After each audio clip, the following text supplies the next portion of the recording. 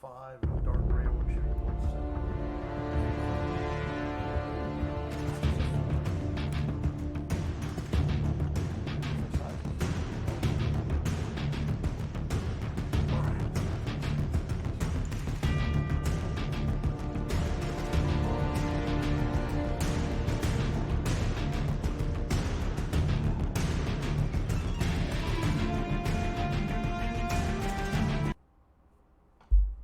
All right, what up, motherfuckers and motherfuckerettes out there in Wasteland? We're just gonna refer to it as the Wasteland.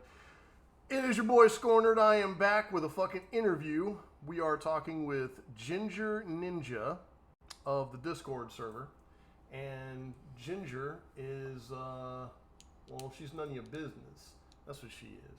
She's a cool person. We're gonna talk to her today about some cool shit, and hopefully you guys will hang out and listen to it and be entertained, and maybe I'll babysit some of y'all's cats.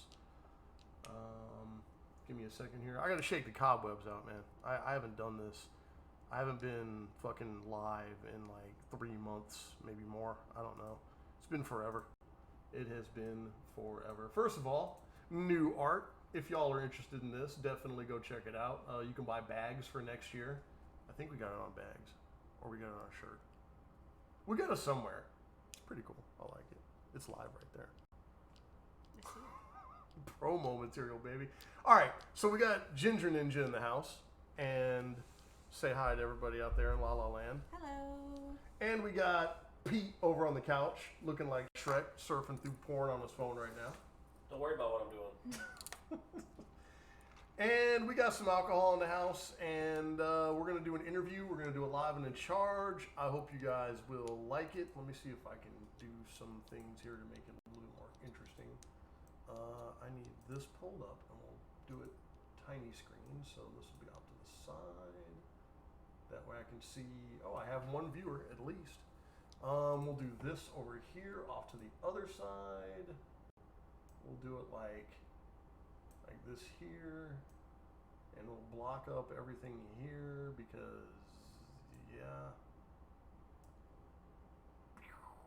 I should have done like an animatic for you and me, but I have too much shit that I have to do right now. I'm concentrated on some other stuff that I'm trying to knock out. So apologies for that. Busy man.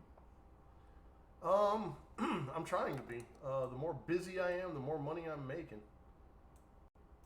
That's the way to fuck. Okay, there, and then there, and then there. There we go. Now we got it. All right. I hope that I get more than one fucking viewer for this. All right, so GingerNinja. Might I say you are looking vault dweller-ish today, bro. I shaved and like got myself looking good because I was like, I don't want to look like a bum when they come over. And she came over looking like, what was that movie with the Napoleon Dynamite? You remember the chick with the hair? It looks like you got that coming out both sides right now. I was going more for Mortal Kombat with the poofs on top. Because you're rough and stuff with the afro puffs. Mm-hmm. So rock on with your bad self. This is a kind of a weird thing because I've never done an interview face to face, so I'll actually be able to gauge the reaction of the person I'm interviewing to see if they're falling asleep or surfing on internet porn. But I'm having my phone face down, I ain't touching shit. I will respond, hey, great item, Koala Doll. What up, gangsters? What up, man? I hope y'all like what's going on. Koala, if you want to ask your questions, you can ask your questions at the end of this interview. I'm not going to ask them. Hey, Naughty, what up, man? So, yeah, they're trickling in. Look, I still got a little popularity. I feel good. You got that pull. Got a little gas in my tank. Gas, not sugar. All right, man. So we're going to do this. I hope y'all are entertained. This is going to be kind of different because the person I'm interviewing is not a streamer. We'll get into who she is and what she does. And we were going to ask some nice, easy questions at the beginning, and towards the end here, we're going to ask some really difficult questions. Now, please, if you know who this person is, you are sworn to fucking secrecy, okay? This person's identity is not to be revealed. And if you ask me, I'm not going to fucking tell you, okay? So, are you ready for this? I'm ready. All right. Great item. It's amazing you have a woman with the way you compliment women. First of all, can you guys hear her? Can you just say something? Hello. Y'all can hear her, right? Hello. I'm hoping so, because it is turned up. All right. If there's any audio issues, please y'all tell me, because I don't know. Don't make me sit closer to him. Yeah, actually, yes. Sit closer. Sit closer. Yes, just bring it in. Oh Not my being creepy at all. God, bring it in. Yeah. Yeah. Just go ahead and do it. Do some more. Do it slowly. This is why I brought Pete. All right, Pete. Hit him in the face, Pete. All right. So, Ginger Ninja. First question of the night. Who are you? I am a registered nurse that currently works in infection prevention. Previously worked in the operating room for over 5 years. I've worked in infection prevention for over 5 years. Actually fell into it while I was in the OR because I was having issues with the risks we were taking with some people, infection-wise, because I had started to fall down that rabbit hole and decided to leave when they had an opening, and they loved the work I had done for them, so I got the job real easily, and then fell into a different subgroup within that when I was voluntold to join the team that I'm currently on, which... For people unfamiliar, what is the OR? Operating room. All right. Sorry. So, go back to the basement, old Hank. So, number one, I did the Who Are You just for credentials and for the basic introduction. You did that pretty well.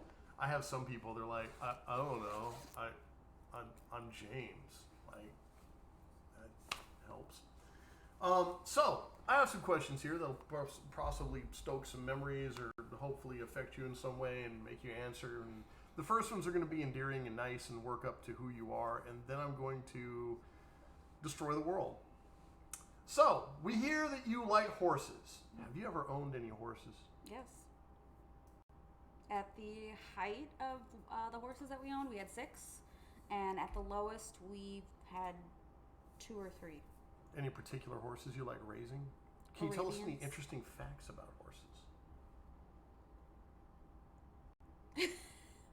I mean, there's a lot of great facts about horses. We raised Arabs my whole life. Arabians? Yeah, Arabians. Sorry, That's we my mom's call them favorite. Arabian or That's Arabs for fine, short. whatever. That's my mom's favorite horse, dude. They're one of the smartest horses you will ever deal with. They are smart. They will watch what you do and they will learn how to do it, from turning on lights to opening gates to untying stuff. Wait, you're telling me horses can untie gates with their lips and shit? Yeah, they just bite at it. Fucking that's They wild. watch how you tie it so that they can untie it. Like, we That's had pretty safety knots. We had to run rope through the safety knot, which is not what you're supposed to do, because they would pull the rope and untie themselves because they knew how. Motherfucker, that's wild. They would open the gate to get into where our feed was, and we had metal barrels with like fitted lids. They would bite the lid and pull it off to eat, and they I've would seen eat the that. grain. I've seen that. My grandmother in Germany, she had these big plastic barrels, and it looked like a ring seal around it. These fucking things would grab, and they'd overpower the seal and just yank the fucking lid off and just get all the whatever was in there. Yeah. It's self-serve. They're They pretty open smart. doors, like if you don't lock their stall doors, they would open it by putting their nose through the bars and keep moving it. Fuck until it was off! Are you open. serious? They would, our stallion would use his butt to close his door to make you come in and open it for him because he Son wanted of a attention. bitch. So he had like an outside door that would go into his own pasture. And if it was cold or too hot out, he would close that door with his butt. And then when he wanted to leave, he would bite the door to open it. So they're kind of attention whores too. Oh, yeah. Oh, yeah. Attention Definitely. horses. All right, sorry. So, I take it that you have experienced farm life then. Oh, yeah. I grew up on a farm, a horse farm, my entire life. Fair enough. Have you ever had any kind of other like farming experience? Like, did you bale hay or did you Yes. sow the fields or anything like that? My brother's pick stones. I never had to pick stones. I did bale hay. I have, helped to bale the hay as well as put the hay in the hay mows. We've never actually done any like crop raising or anything like that because we had horses. We just bought the grain. We only would do hay off of the farm field that we had. I have milked cows. I've had exes who had cows where I've helped with milking cows and feeding calves and stuff, but not on like a regular basis. Sorry, my shit just freaked out on me. That was weird. All right, so Excuse me. have you ever had any strange or extreme injuries attributed to farm life? Many. Really? Yes. And what are some of the more interesting injuries you've had? So, when I was very young, we were out in the sandbox. My mom left us for 5 seconds, told us to stay put. But of course, you know, we're children in the country and we find our own entertainment. So we went out in the horse yard, and I ended up getting kicked by a horse, caught by the electric fence. So I didn't break any bones, luckily, actually, because, you know, electric fences give. Hold on, wait. One thing is, you got kicked by a horse. Yes, in the stomach. And flew into an electric fence. I'm sorry, but god damn, bro. What the fuck? I would hate horses after that. That would be it for me. No, never. Wow. So, okay, what was the result of this? I spent multiple months at the children's hospital within our state, and I should have been there for a couple of weeks. Because it was such an extensive surgery, the doctor came out to tell my parents how everything was going. There was a resident in finishing up. He did not irrigate enough. I ended up getting an abscess on my spleen, so I ended up spending months instead of a couple of weeks there.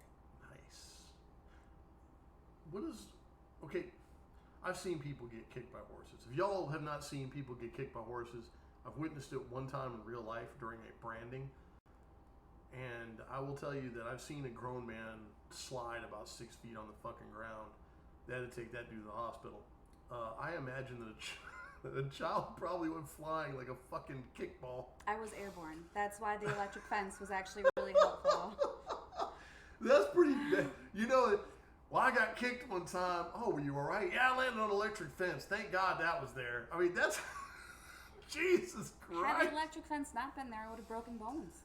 That's a fact, though. That's a fact. Mm-hmm. I actually got up. I got up because I fell on my face after, because the fence caught me, fell on my face after. I got up and I was walking to my mom, and it wasn't until I saw my mom and I knew she was pissed. Yeah, I was gonna ask, that I started crying. Did it leave a fucking hole in your chest? Nope. I mean, it was my stomach, and no, you couldn't tell from the outside that I'd even gotten kicked at all.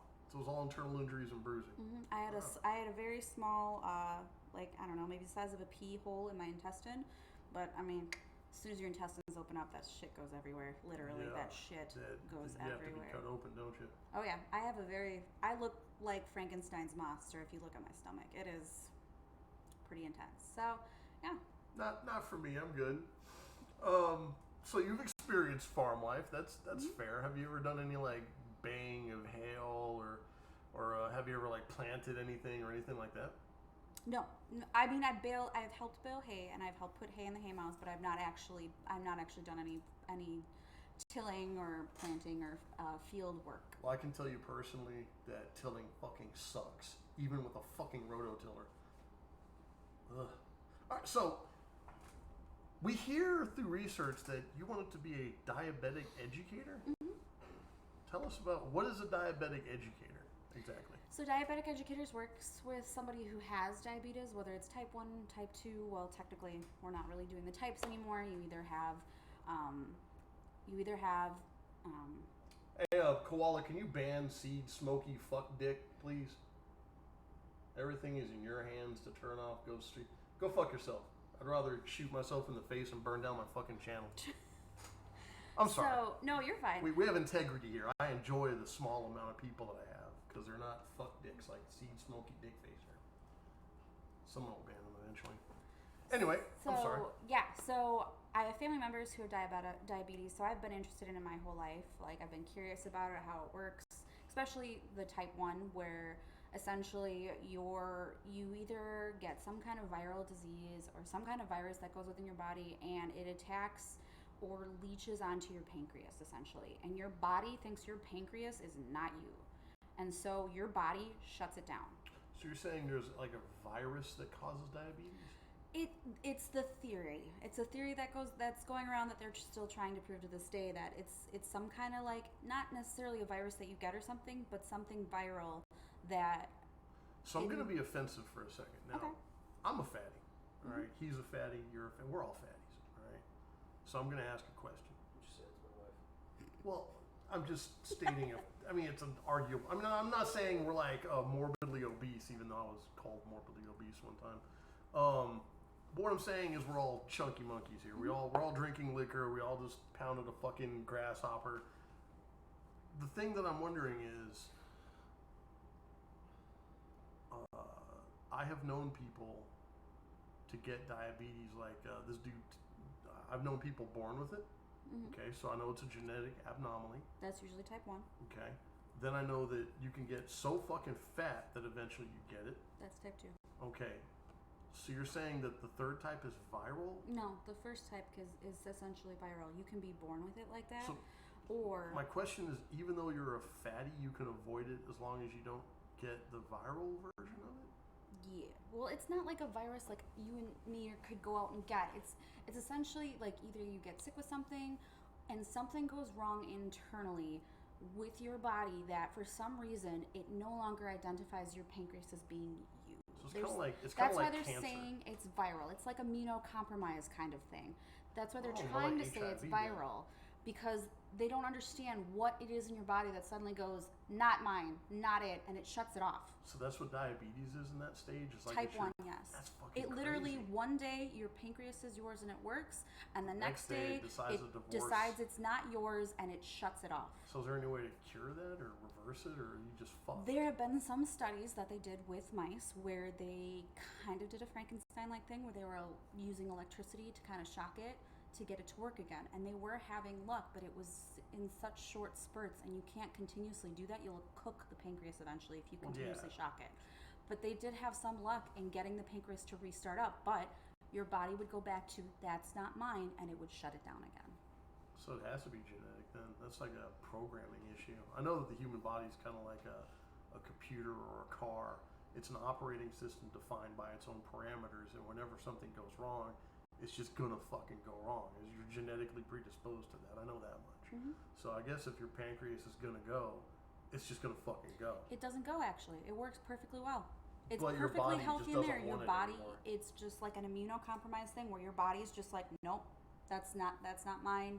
It's not working. It's not doing what it's supposed to, and it shuts it down. Whether it's doing that to protect us, whether you get sick and something in you changed, that it suddenly decided your pancreas was not what it wanted, it all boils down to genetics with type 1. With type 2, we take in too much sugar. We get too much fat.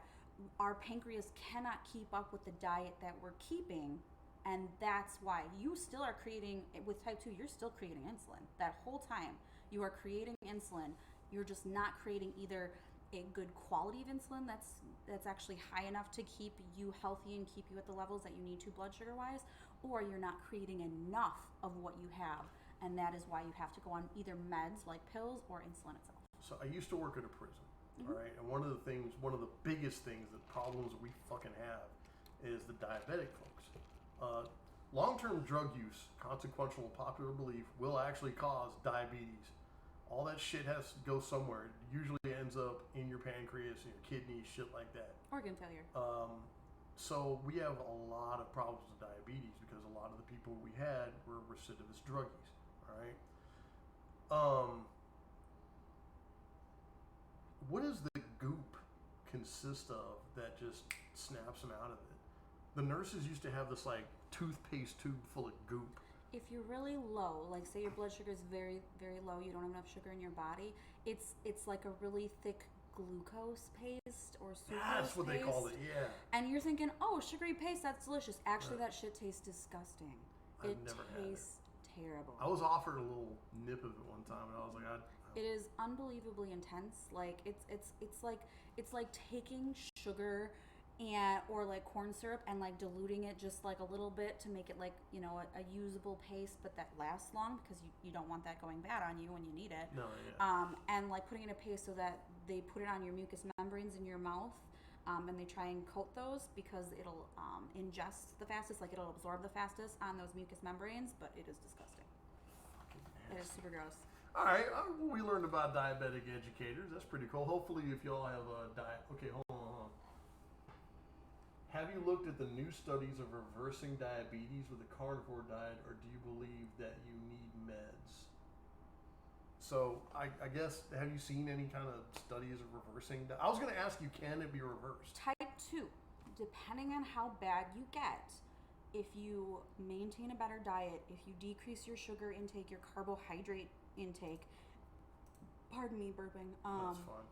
If you lose weight and you try and live a healthier life, you can reverse it. Depending on the case. A lot of people have been able to. Even if you're pre-diabetic, they've been able to go back into healthy levels. They have had people who just started out on type 2 diabetes, who did turn their life around, who got healthy, who lost the weight, who are no longer diabetic.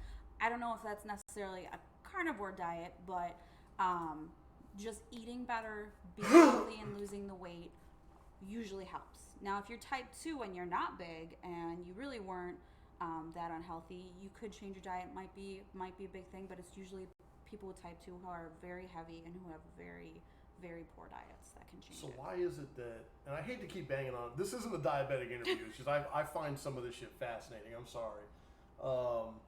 So, okay, and I'll bet you 9/10 of the people watching this probably know someone with diabetes or have diabetes. I mean, we're all fat fucks that sit around watching the computer for the most part.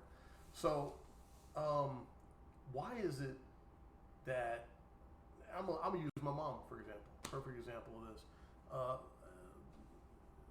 My mom is a fatty, and she eats cakes and pies like you wouldn't believe. She's German, and she just does the damn German thing, and she will not stop. She doesn't have diabetes.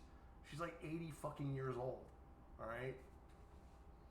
How does a person like that go through life without getting it? And I'm not saying I want my mom to get that shit. I'm just wondering, because I know someone who's like, I think he was in his 30s, maybe late 30s, and he got it from salt intake, believe it or not. That I've never heard of. Yeah, he got it from salt. He was ingesting too much salt. It was sodium intake is what it was. But how do you explain that? Like, what do you, is that just a genetic thing? Genetics. Type 2 is predisposed in your genetics. So if she just doesn't have those genetics, it's also in moderation. So maybe she does eat those things, but if she's not eating those things in excess every day, that's still healthier. She does cook everything though. She's staunch on that. She doesn't go places, so that could be it too. If she's cooking everything herself, you have to remember everything that we eat nowadays that you get from it's processed and everything has sugar as like the number 1 or number 2, number 5 ingredient. Yeah, that's true. And by eating all those processed things, you're still taking in sugar. By eating all those carbs, those like those complex carbs and stuff like that, you're taking in sugars without even realizing you're taking in sugars. By cooking your own food, no doubt she's getting way more in the way of vegetables, way more in the way of actual like meat fats instead of sugar or like the shit that they're processing to put into you to make it taste better. Red dye number 5, all that bullshit. And that makes a big difference. It really does. Okay. Shout out to my mom. Without her, I wouldn't be here. I see we're going to change the subject a little bit here. Going right on. That was pretty cool, though. I like it. You know what? I think I want to make a part 2 of this. Do you know anything about, like foods and stuff? You know what? I'm going to ask you later. I'm going to ask you off screen. If you're interested in doing this again, there's something else I'd like to talk to you about that maybe everyone would like to hear. Anyway, moving on. I have seen that you like to play dress up. Do you have a favorite costume or character you like to play dress up as? I love steampunk stuff. I had to think about this. I love steampunk. Like that's like a huge thing I'm into is steampunk. I like Alice in Wonderland stuff. But like a favorite character, I mean, like I've never actually fully done like I do steampunk Alice. I've never really done the actual Alice. But if I had to pick, American McGee's Alice is pretty awesome. I saw that you were gonna try to dress up as Venom one time. Venom? I think it was Venom or Spider-Man. Was she gonna dress up as a superhero once? No. Huh. No. I dressed up as like Moxie from Borderlands once. I haven't seen that, but that is awesome. I would like to see something like that. I think Moxie is fucking cool looking. She looks like for those of you unfamiliar, number 1, shame on you for not playing Borderlands. Number 2, Moxie is she is the mother figure of the Wasteland. I think that'd be a fair comparison. Are you into Borderlands? Oh, I love Borderlands. I named my dog after Moxie. Her name is Moxie. I didn't know that. Spelled really the exact same way. All right. Okay.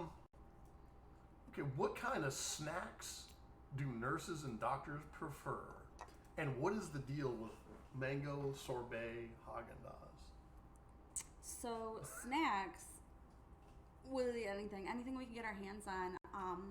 Depending on how busy you are, which hospitals ever since COVID we've always been busy. Even before we were busy, but now it's just constant. Anything we can get our hands on, snacky foods. You want to see people who don't eat healthy? The nursing field. The people advising you to eat healthy. Yeah. The OR, the ER, those are the ones who are probably eating the most unhealthy because you just don't have the time. You're just constantly shoveling running. it in to get gas in the tank. Just to get something in to keep going.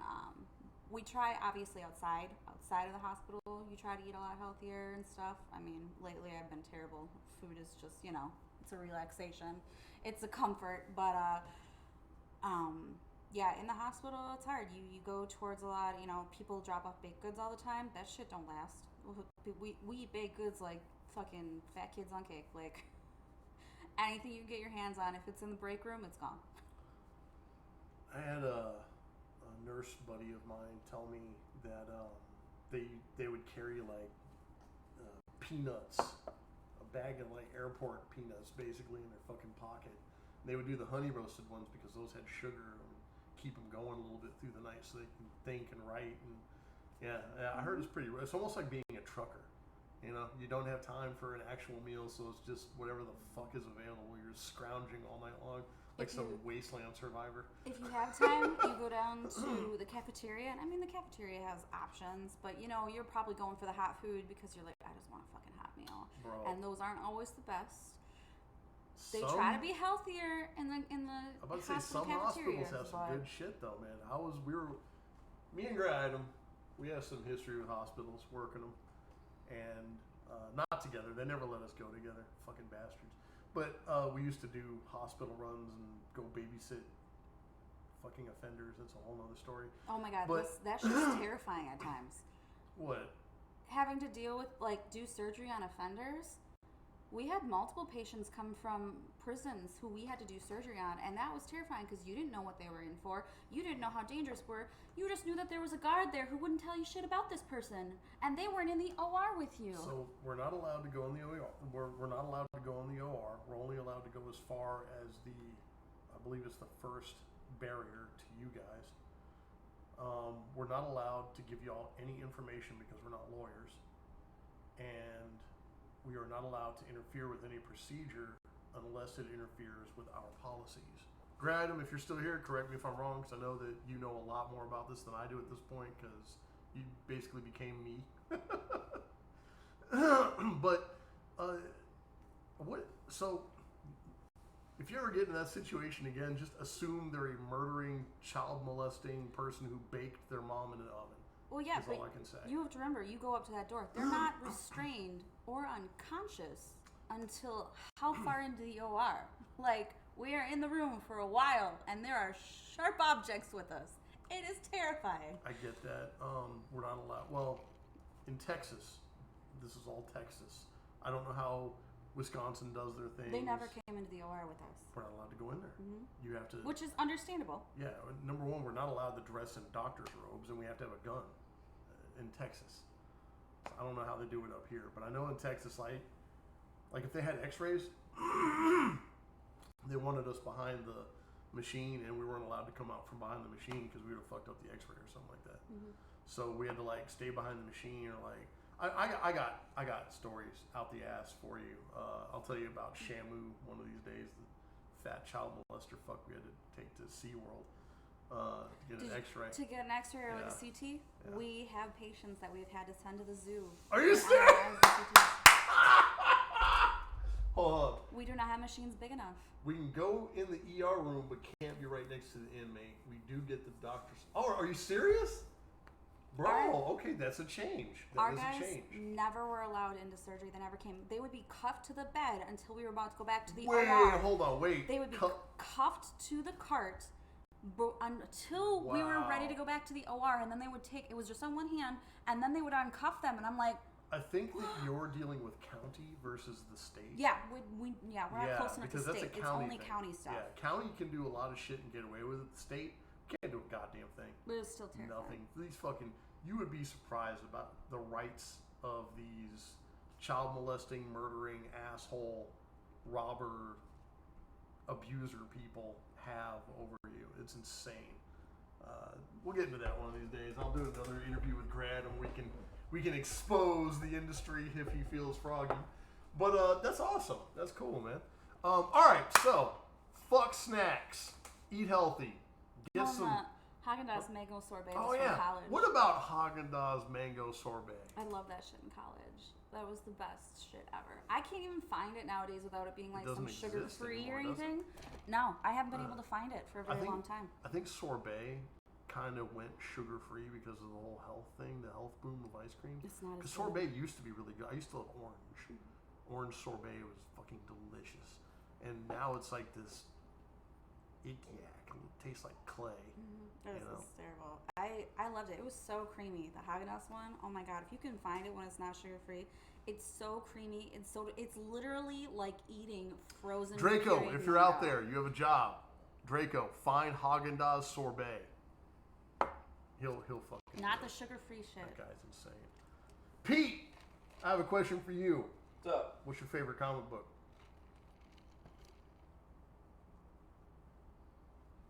I don't really read comic books. Oh, fuck Pete. He's terrible. He reads graphic novels, right? Graphic novels? Is that what they're called? The big thick ones? Yeah. I did, God. What did you just read? Watchmen. Oh, really? Yeah, the graphic novel. You read the whole fucking thing. For those of you who don't know, Watchmen is like an inch thick and like 350 fucking pages of Neil Gaiman. Or no, it's not Neil Gaiman. Was it Neil Gaiman? No. Ah, fuck, it was the dude who looks like fucking Rob Zombie. I can't remember his name right now. I'll think of that. That was a few years ago, but that was the last one I read. That's wild, man. You should check out Hellboy. You should check out oh my god. We gotta talk later. All right. We gotta talk later. Anyway, all right. Moving on. I just felt he was sugar free is not sugar free. Debatable. One of these days we'll debate it. I mean, it's got fake sugar in it. Yeah, it's got It's just artificial gross. sugar in it. Okay, so we're getting into the good shit now. You were a math tutor once. What was that like, being a math tutor? I was a math tutor and a chemistry tutor. Really? Yeah. Chem is try. What was that like? I was in college and I did statistics, and I actually was really good in statistics, which I really always hated math, but statistics, somehow that shit hit, and it just clicked, and I could like do the problems super easy. I had a Spanish speaking, and when I say Spanish, I don't mean like Spanish from Mexico, I mean Spanish from Spain. You had to fill in every other word, and you had to just let go that you didn't get a word in there, whether it was important or not, because the way she spoke so quickly, and you would be like, oh, missed a word, keep going, just forget you missed a word. And I was pretty good at that. I have a cousin who is a bit of a speech impediment, so I'm used to that, and I've gotten a lot of practice with her with that, which thank you. She's the best for helping me out, because I got through a lot of college professors that were not easy to understand. So you speak Spanish? No, but she spoke Or you're broken talking English. about her Her accent was very thick. what's it called? Her candor with her yeah, I know what you're talking about. So you'd have to, and most of the students in the class could not. They could not just skip the word. Like, you just have to like use it in context. Remember what you're talking about. If you just miss the word and keep going, and like you'll still get it. And I always got it right away. I would have my homework done before we finished class, because she would tell you what your homework was before, and I would have it done before class. So she actually suggested to my boss that I should be a statistics tutor, and I did. I tutored for almost 4 years. Huh. 3 years, 2 or 3 years. It wasn't until my last year that we got the statistics professor that was, I don't know, he was from another universe, because I had...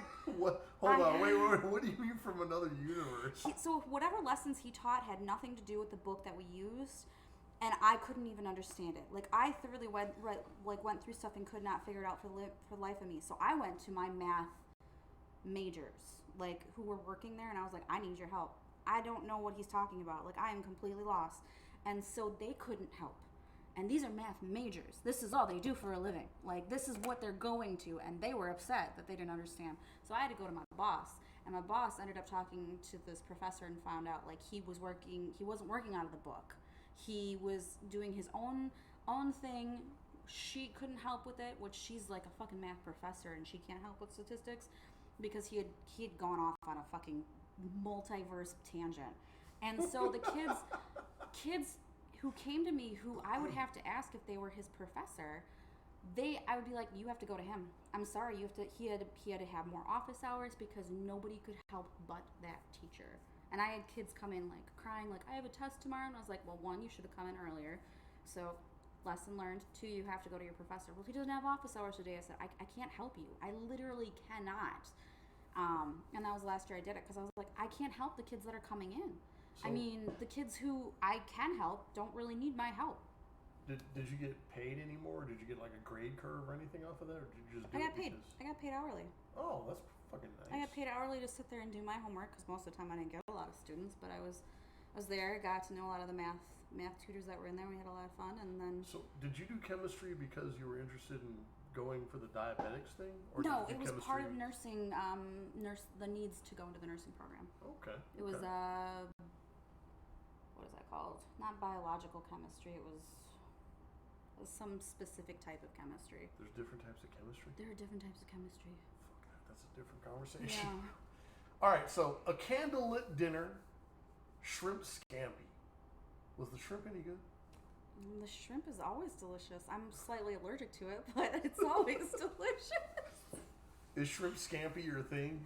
I eat shrimp far too much. Jeff loves to make shrimp scampi, and I love to eat it. But I actually do have. I do have an allergy. Whole steak? You start with a stick of butter. You start with a stick of butter. That Sorry, you're mean allergic to shrimp, you said? Jumbo or like a lot of shrimp. How are you allergic to jumbo shrimp but not regular? It's the same fucking animal, isn't it? So it's like the level of iodine or mercury in it or something bothers my lungs. It makes the bottoms of my lungs burn and it makes my chest get tight. And it feels, it's not like I can't breathe. I can still fully breathe. It just feels like it's hard to breathe, but it's not. Not going to ask that question, Koala. Don't even ask. So, would you say that you have a green thumb? I'd say I try real hard. I made 4 tomato plants live this year, and my dill is off the hook. But somehow I killed my mint between putting it in a new box. The motherfucker is dying by himself. Dude, look at the fucking Lincoln. Okay, hold on. Wait, let me explain. I've never been into growing plants until this year. Tomatoes, I feel your pain. Between the deer and the goddamn like cold spurts this fucking country has, it kills your fucking tomatoes. I get that, all right? Even when you give them the perfect, those little sons of bitches don't want to fucking grow more than like a golf ball size. But it depends on the breed that you have. Mint, the tomato. The fucking mint. Look at the logs. I have a mint plant that started off as 2 strands with about 9 leaves on them apiece. Tell me that's not a bush. It's a weed. Yeah, I know it's a weed, but look at the Lincoln log. I got branches on my mint plant as thick as my fucking finger. I am so mad that motherfucker is dying right now for no reason other than it's been outside one day when it was cold. It's like, it's winter, I gotta die. No, it's outgrown its pot. Huh? So it's outgrown its pot, so it sends out tendrils to keep growing and to keep it fresh. And as those tendrils grow out, that becomes a new plant. You have such thick stuff because it is overgrown itself. That stuff should be dead. It's supposed to outgrow with the tendrils to make more. Yeah, it's crazy. So if I want it to live, I gotta plant it somewhere? You gotta either put more pots so that the tendrils can keep growing, or you need a bigger pot. She has a green thumb. We're gonna move on. Hey, holiday punch! You motherfucker, what's going on, man? I'm glad to see you here, man. Sugar-free is actually just a lot of additives and artificial ingredients, including sweeteners. These ingredients are full of unnatural chemicals that can cause your body to crave more high-calorie and sugar-laden foods. Fact, I believe. I know that sugar-free shit. There was a diet back in the day. My mom was on this diet for a while. And you can correct me if you want. You're sitting right here. You're fine. But I remember this diet my mom was on was I believe it was called the Plantationers diet or the Parishioners. Something. It was like what they used to eat back in the black suit with the black big hat days, back when people first settled here, what they were eating. And it had to do with like less sugar, more natural, more plant, more meat without all the crap in it, and don't go out to eat. My mom did some research and she found that like saccharin, for instance, settles in the beds of your brain, some shit like that, leads to Alzheimer's. Certain other sugar sweeteners lead to cancer, and a lot of these sweeteners don't get digested as well as sugar, and actually eating that non-realistic bullshit can actually be worse for you in the long run. I would just say moderate your sugar and eat less cakes and pies during your life, and just no. Cakes and pies aren't the problem. You're usually making your own cakes and pies. It's the processed shit that you're getting in the store. It's like Twinkies. It's like, cookies, cakes, sandwiches, that kind of stuff that you're getting in the store, that processed stuff. That stuff's what's bad for you. That stuff's got like the microplastics. That stuff's got the sweeteners in it that your body cannot break down and might be taking and going places that it shouldn't be.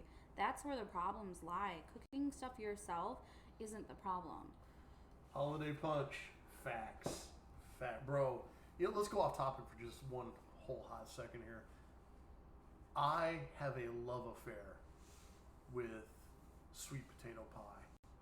I fucking will hug it and love it and kiss it. I would let sweet potato pie impregnate me. You southern as fuck. I am. You are southern as fuck. What kind of pie do you like? What's your pie of choice? Strawberry rhubarb. Get the fuck out of here. That's pretty good. I've never had a rhubarb. Or just a rhubarb pie. Rhubarb, for those of you who don't know, man, I had Koala made me a strawberry rhubarb pie that was goddamn delicious. It was rhubarb is like a strawberry if it did acid. Would you agree with that? Like an acidic strawberry? Yeah, it's really tasty. Citrate, calcium citrate. Yes. Let me see. Pure cane sugar is just as addictive. What's on the outside of sour candy? Not stop all sugar, if not, wait. Pure cane sugar is just as addictive as drugs are. If not, then stop all sugar, scorn, prove me wrong. All right, so that's a convoluted question. Saying stop all sugars, I mean, that's completely impossible because carbs break down to sugars. You're telling me to stop all sugars. It is basically just eating, meat. And he ain't no liver king. And, Liver King's not even Liver King. That guy's a steroid-abusing monster fuck. Scares his kids into eating raw shit. Anyway, the thing is, though, meat. I got some meat for you, Holiday. So, you're right, though. Sugar is addictive, but so are cards and dice and cell phones. When was the last time any one of y'all put down your cell phone for a whole 3 hours? 3 hours. Have you put your cell phone down for a whole 3 hours? All the time. I do too. I draw a lot, and usually the only time I check my cell phone is to like look at a reference or whatever. But you do too? When I'm out with friends, I don't look at my fucking phone. Fucking thank you, sir. I'll shake your fucking. If you're hanging out with people, why are you staring at your fucking phone? Bro, that is a man. That's a motherfucking. It only becomes if you are hanging out with me and if you're hanging out with me and you take out your cell phone and you're just doing it, didn't pay for your own food, get the fuck away. It's insulting. I hate that shit. That shit is aggravating as fuck. It's irritating. When you first came, we went out to dinner and not one of us picked up our phone. We just had conversation. I told Piggies before we walked in, I told her, and you can ask her about this, I tell her every time we go somewhere, cell phone stays in your fucking pocket unless it's an emergency phone call. She's like, yeah, I got you. And she knows she has a problem. Mm-hmm. She knows she does. And I'm glad that she knows that she does. But ladies, gentlemen, motherfuckers and motherfuckerettes, stay off your motherfucking phones when you're with people, you rude cunts. Fuck, that's fucking irritating. Nothing says fuck you more than trying to enjoy someone's presence and they're like, oh yeah, you're funny. Let's see what's on Twitter. Look at this meme. Fuck you, fuck Twitter. Fuck Evander Holyfield. Didn't he bite Mike Tyson's ear off? He was the guy who bit Mike Tyson's ear off, right? No, Mike Tyson bit his ear off. Mike Tyson was the ear biter. Well, fuck Mike Tyson for that. He's an ear biter. Anyway. Talking about the heavyweight champ. That's Iron Mike Tyson. That's I am Mike. He broke his back. All right, man. Let's see. Actually, I put down my damn phone and listen to a documentary. Bro, a lot of people can't listen to documentaries anymore, man. I love, if y'all, hey, look, I'm gonna recommend a channel real quick. I have nothing to do with this guy. I would love to interview him one day, but we all know that I'm not gonna be big enough for that one. Go check out the Why Files, WHY Files on YouTube. That motherfucker is he is what I dreamed to be when I was a kid. I used to want to be in media. I'm going to go on an off-topic rant for just a second. I used to want to be a reporter, and that's what I learned the whole... A reporter? Yeah, I'm dead serious. Who, what, when, where, how, why, and how. That's all the questions you need to ask right there. That's it. That's all anyone gives a fuck about. That's what I care about anyway, is facts. I don't give a fuck about the politics. I don't care about people's feelings. I don't give a fuck if it hurts your feelings or not, if it's true. But like a news reporter, or like a reporter like doing your own thing? Well, I know reality, and I'd have to start off doing the weather or the reporting on the fucking site downtown where they're drilling for a fucking Kitty fashion show. Whatever. Kitty fashion show, yeah. But I would eventually elevate myself through whatever means to do like hard-nosed, old-style boiler reporting, where you ask motherfuckers real personal, wild-ass questions. Nardwuar is one of my biggest influences for this right here. And I know I say that name and everyone's scratching their heads. What the fuck is a Nardwuar? I'll explain that one of these days. But that's why I do the research on people that I do and ask them the questions that I ask. Anyway, point is, hold on, wait. Let's see what we got here. I don't watch TV on the phone. Well, I know you don't. You sit on your porch and watch hummingbirds and shit. Love George Foreman. And I'm not taking anything away from George Foreman or Mike Tyson. I love Mike Tyson, by the way. I love Mike. I love George. I like all those old school boxers, man. Look at it. I did this with Penn one time. Just knocked it out. It was pretty cool. Anyway. Got the gap and everything. Eviscerating in front of his family. See, I do have to call my grandmother from my mom's side. What? She diagnosed with blood cancer a couple months ago, and I haven't speak to her as much. Holiday, you should be talking to your grandmother as much as you can, because I believe that blood cancer is fucking fatal as fuck. It also goes very quickly because it gets into everything. It can be very painful. And you can lose the person that you know and love very quickly. They might not know who you are, so the faster you talk to them, the better. Yeah, you should be. You should finish this interview because I want you here, and then go call your grandmother and tell her what kind of an awesome interview you watched. In fact, call her right now, link her up, and she can listen to me. That'd be awesome. Hi, Grandma. All right. So let's get back to Ginger Ninja.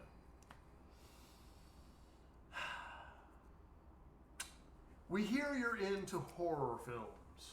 Are there any that you like most, and do you ever find yourself applying real-life knowledge to horror film entries? So I love the movie 13 Ghosts. Terrifies me, but I love that movie. Which one?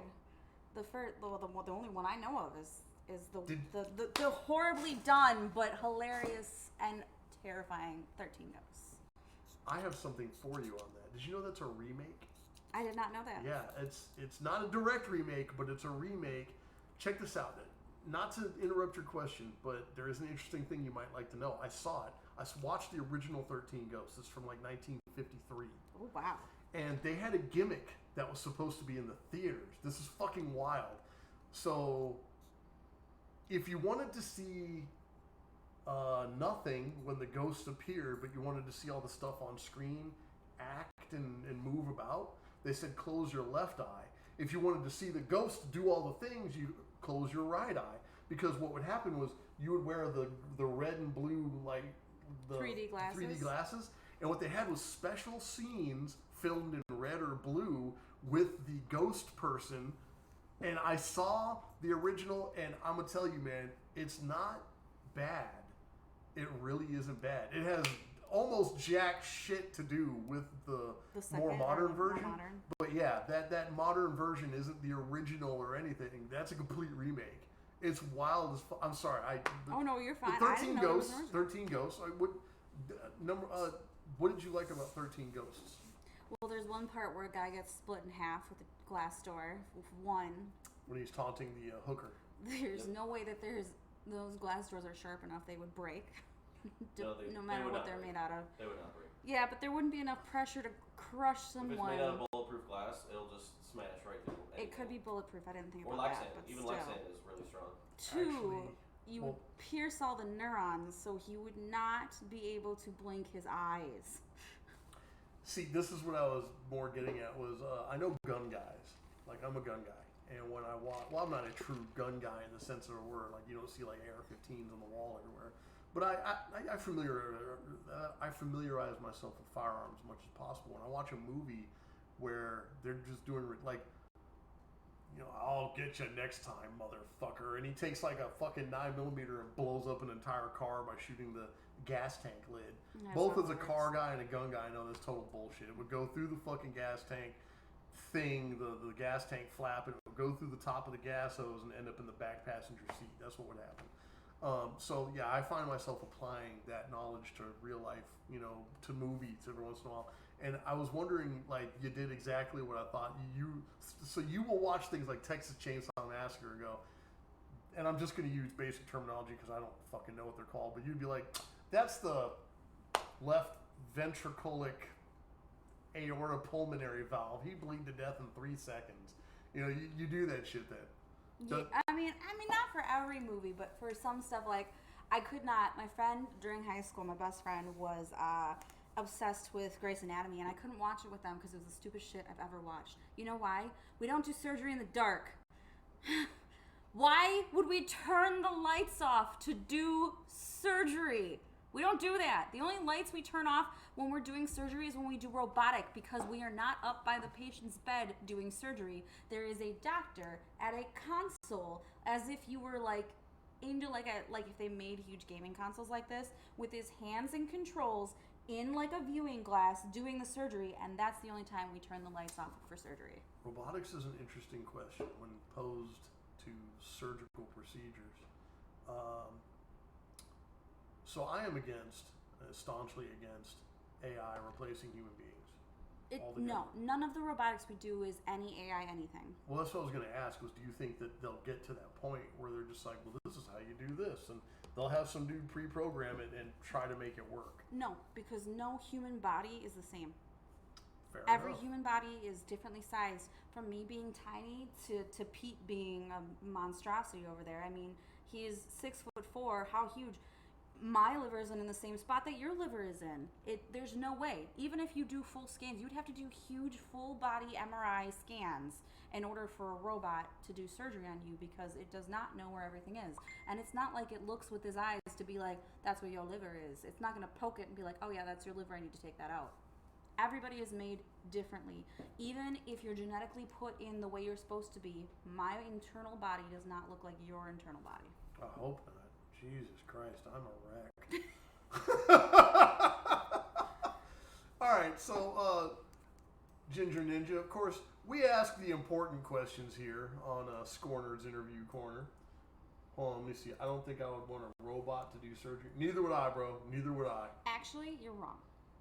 Robots, like, well, not the robot in the sense that you're thinking a robot doing surgery, but doing robotic surgery on people is actually better than us. You can do such precise cuts, precise suturing. Wait, no. I'm not talking about robot assistance. That's fine. Having the steady hand and the microscopic. Yeah. What I'm talking about is actual robots. This person needs a heart transplant. There you go, Mr. Jameson. We'll be back in 3 hours. Yes. That's it. You know what I'm saying? It's a fucking mess. So no, a holiday punch, totally get that. But we're going to ask an important question right now. We're going to cut through the bullshit here. What was your main in World of Warcraft? It was so long ago. I think I was a dwarf. A dwarf what? Or a fairy. I was little. I just remember it was little. Dwarf. It was like a little, like, but not fat. You were either a dwarf or a halfling. Yeah, it was like a little thing. I did like a weird buffalo thing for a while. That stood on buffalo. Two legs. You mean a Tarani? Maybe, I don't know. It's been so long. How much time? Were you ever brave enough to commit to /playtime and hit enter? No. For I those didn't of even you know all that was a playing World of thing. Warcraft, do you know what /playtime is? I know. I didn't even know. That's a way to get off of World of Warcraft. When I did /playtime, I found out. I'm not going to commit to that answer. When I did /playtime, what it does is it accumulates every hour that you spent on World of Warcraft rounded down to the nearest hour. So it's every fucking hour. When I did that on my main, I almost shit in the chair, and I never did my alts. But I will tell you that's the day that I decided that we need a resolution to this. I need to get the fuck off World of Warcraft. I started it back in college, and when I started to get into my later years of like nursing school, I was like, I can't. I don't have the time for this. Like it's just too addicting. You want to do the next thing, and they just keep updating, and you have to buy. I didn't have the money to spend on that. The fucking DLCs are like $80 a piece. Like, fuck you in the armpit, bro. Well, not only that, but you have to pay the monthly. You have to get the new stuff. I still have the CDs from all of the fucking crates that I bought. I still have all that shit in my house. I do too. I have them up to like, I think there's like a Red Dragon Breathing Fire. That was the last one I bought. That's Deathwing. I didn't even download it. Did you get the box set? I didn't even download it. I never opened it. It is an unopened box set. That might be worth something to some psychopath sitting around somewhere. If anybody wants the Deathwing box art book, I got it and I'll ship it to you. Mm-hmm. Pay the shipping, you can have the fucking thing. It's like 14 by 15 or something. No AI to operate. Yeah, no shit, Naughty. We don't want that to happen. WoW is the only game my dad and his wife play the most. It's good. Look, they've done a good job the World entire of Warcraft, time. World of Warcraft is like anything else. It's good in moderation. As long as you can moderate it and still go out and touch fucking grass and have a productive life. But that's on you. That's not on the creators. The creators created an artistic brilliance. That is a fact. They still to this day put their effort into that game and make a beautiful game. It's not garbage like a lot of the games out there are. I don't know if I'd go that far. We'll argue about that one of these days. Point is, though, your main was. I don't know. I'll tell you what I goddamn was. Warrior, goddammit. Undead Warrior. Hail to the fucking Forsaken bitches. Undead Warrior. I played Warrior through the Death Knight spree. I played Warrior through the fucking first gate. I played Warrior when Warriors were being shit on. And I tanked all you motherfuckers. Legendary fucking goddamn whatever the fuck the instance is. So eat a big bag of dicks and balls. You Warrior hating fucks. Arm Warrior for life. I'm sorry, my bad. I think I did magic. Did I do magic? I don't. I'm terrible at this. So Pete, did you ever play World of Warcraft? Nope. Fuck you, Pete. You're. Couldn't afford a nice computer at that point. All right. So moving on to the next important question here. Star Trek or Star Wars? So I love both. But God damn it. Star Trek all the way. It's Star Trek all the way. What is it about Star Trek? I named my first dog that I rescued Tiberius. Come on.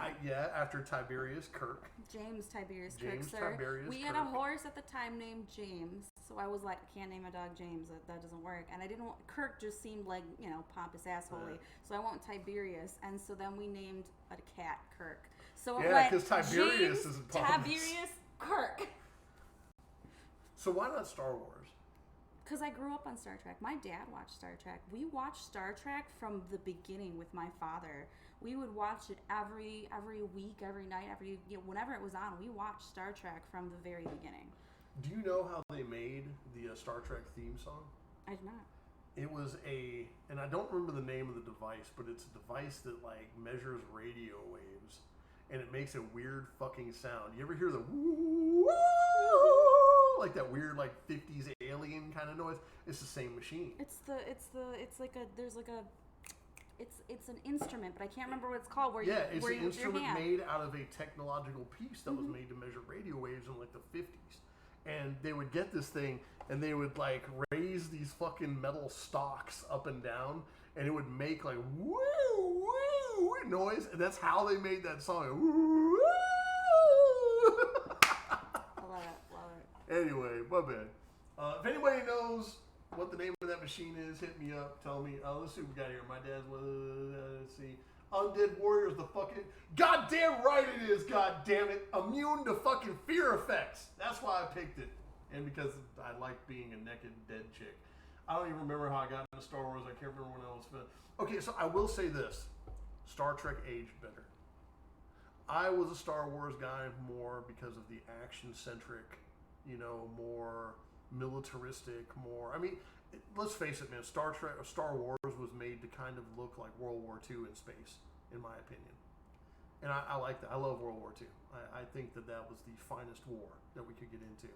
And I'll defend that. Star Trek always seemed more about the people, and I could give a flying fuck less about half of them. And my biggest problem with Star Trek was it was all humans. I mean, they're going to these far-flung galaxies. You're telling me the only fucking person they picked up for the crew was a Klingon? That doesn't really sit well with me. I don't know. There's something about They actually had a bunch of different species on there. They just wanted to talk not about the fact until that they later did. on. Later on they did, but originally all they had was fucking Spock, who... Come on, man. Spock was human with long ears. And the Klingon That's because dude Spock's was, half human. His mom was a Yeah, human. he's half human. He is? Yeah. Well, fuck me. Say you fucking know Star Trek over here. I don't know Star You're Trek. I just jabron. told you I didn't like it You're as much. jabron. Star Trek reminded me of like an extended Swiss Family Robinson. Is what it did. You ever seen Swiss Family Robinson? yeah. Danger, Will Robinson, danger. You know. Anyway, if y'all are on Star Trek or Star Wars, hit me up in the comments. Let me know what y'all like the best. I'm a Star Wars guy myself, but I will admit the Star Trek aged better because Kathleen Kennedy took a strap onto the franchise and mouth fucked it into submission. Star Trek touched on a lot of tough topics without people realizing that that's what they were doing. They were culturally diverse. They were politically diverse. Have you ever watched Star Trek Deep Space Nine? Yeah. That shit was political. Yeah. I couldn't watch it as a kid because I didn't understand like what the A fuck lot is of that going I on. didn't really It is understand so either until I grew political. up, yeah. If you want like a basic understanding of politics just to like get you kind of started and get you interested, Star Trek Deep Space Nine will get you there. If you want to look at how politics ends up, look at Star Wars. If you want to look at how politics builds, go look at Star Trek, is what I could say. And as far as that goes, I will say that Star Trek was, and y'all have to remember, Star Trek in its infancy started off in, I want to say it was like the late 60s. Maybe it was the early 70s, but it was on forever. And for them to show, what was he, Major Uhura at that time? She was a major. It was a black chick in space. And there were dudes like addressing her as major and all that. And like She was the linguistics specialist. Well, she was more than that. I mean, she was a linguistics person, and she was also like an advisor type person. So she actually had a pretty important role in the show. And at the time, I mean, they were doing like blaxploitation films and shit like that. And it's just, it was a very, very future-worthy show. It was also had what's his face? He's Asian. Why can't I think of his name? What are you talking about? Okay. George Takei. Yeah. They tried to get rid of them, and William Shatner and the rest of the crew said they would leave. The cast said they would leave if they tried to get rid of Takei or any of them. They wanted that diversity in their group. Yeah, they wanted the diversity because Star Trek was all kind of preaching. Star Trek was kind of like preaching what humanity should kind of go towards. You know what I mean? And I guess I can't really argue with that, but it's not very realistic when considering people's points of view. No, but they Would that be wanted to start a change. They wanted to be a show that showed we can do this. This is possible. Like whether you like it or not, this is possible. This is the way we're going. And so they fought for that. They fought tooth and nail for that. There was a scene where he kisses Uhura, and they didn't like that. They didn't want that to be on. They wanted that, yeah. And so William Shatner flubbed every reshot of it and fucked up everyone, whether it was swearing, nudity, whatever. He did everything to fuck up every other shot, so they had to use the one where he kissed Uhura. Yeah, it became more expensive to keep him doing that scene over than it was just to say, fuck it, let's put it on the air. And so they ended up having to put it on the air. It was a white man kissing a black ebony goddess. You know, for those of you who wonder what the scene was in question, you know, it was a cool scene. So I won't say that Star Trek is bad or Star Wars is good or either one is better than the other one. Amazing. I think they're both good in their own right. It's just that when I was a kid, I enjoyed Star Wars more. Now that I'm an adult, I realize that Star Trek was probably thematically better. Would that? You're saying Star Wars is thematically better? Is that what you're saying? No, I said Star Wars was more entertaining, but Star Trek is thematically better. Yes. It has more weight to it. Yes. I am drinking, by the way, so I might have fucked that up. All right, so let's get on to flogging, shall we? Flogging Molly. Were they good live? They've been good live every time that I've gone. My brother and my sister-in-law and their friends are really, really big fans, and every time they've gone, I've decided to go with because I like live music. I do like me an Irish folk band, rock folk band. I'm not sure exactly how they're classified, but they are amazing. I think Flogging Molly would be like a folk punk band. Yeah. I love their lead singer. He gets you so into it. His wife's always on stage with him. They have such a blast. It's not just like him being the center of attention. He really brings his whole band into it and wants you to like really party with his whole band. And I just love that about him. It's not I'm here and they're just there. That's cool. Like, but you're here for me. He really brings his whole band in, and they really get into it. And I absolutely love going to their shows. For those of you who don't know what Flogging Molly is, I believe they're a New York punk band from like the 70s. And I know for a fact that they've been around a lot longer than most of my viewers have been alive. Are you thinking of them, or are you thinking of Dropkick Murphys? Because I thought Flogging Molly was from Ireland. Oh my fucking god! Yeah, you're right. Yeah, they are. I'm thinking of Dropkick Murphys. Dropkick Murphys are also very good. Trust me. Are you into punk bands? Good, but it's Irish punk bands. Oh my god! All right, so if you haven't been able to tell, I'm Irish. Really? Couldn't tell ya. You couldn't tell. Faith and Begorra. The GingerNinja, no idea. So, how much of a chance, and for how long, do you survive the zombie apocalypse? And for bonus cred, how, in your opinion, how would it spread? We talk a lot about the zombie apocalypse on this channel, by the way. Oh my god, I did a persuasive speech in college about surviving a zombie apocalypse because we got to choose whatever topic we wanted to, and mine was on surviving the zombie apocalypse and how to go about doing it. And it was the best speech. And what odds would you give yourself? Like right now, it happens. A zombie bursts through the door. Bam! Oh fuck me, guys! I grabbed the knife here. And I stab him in the fucking head because I'm not a moron. And he dies. And we're like, oh Jesus, shit, Christ! Look at this shit out there. What chance do we have right now? In this house, I don't think you have guns, so we're fucked. He's got guns. Do we have guns? I have guns. Okay, I don't know. Just not up I here. don't know. Remember, there's kids, so Yes. all my guns are hidden places. Yes. As long as we have weaponry and we can get to a vehicle, you have pretty good odds.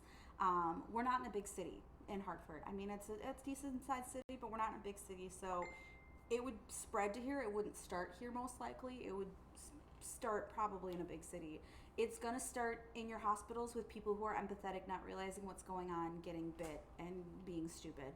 It's going to start in schools. Again, teachers and other kids being empathetic as to what the hell's going on. People aren't going to run away because they do not understand what is happening. They're going to think something's wrong with their friend. They're going to try and help. That's how it spreads. So in the movies where you're like, like stupid, you should run away. Yeah, you know it's a zombie. They know it as their loved one. They know it as a patient they're taking care of. They have no fucking clue. That's how it spreads. Is that realistic though? Yeah.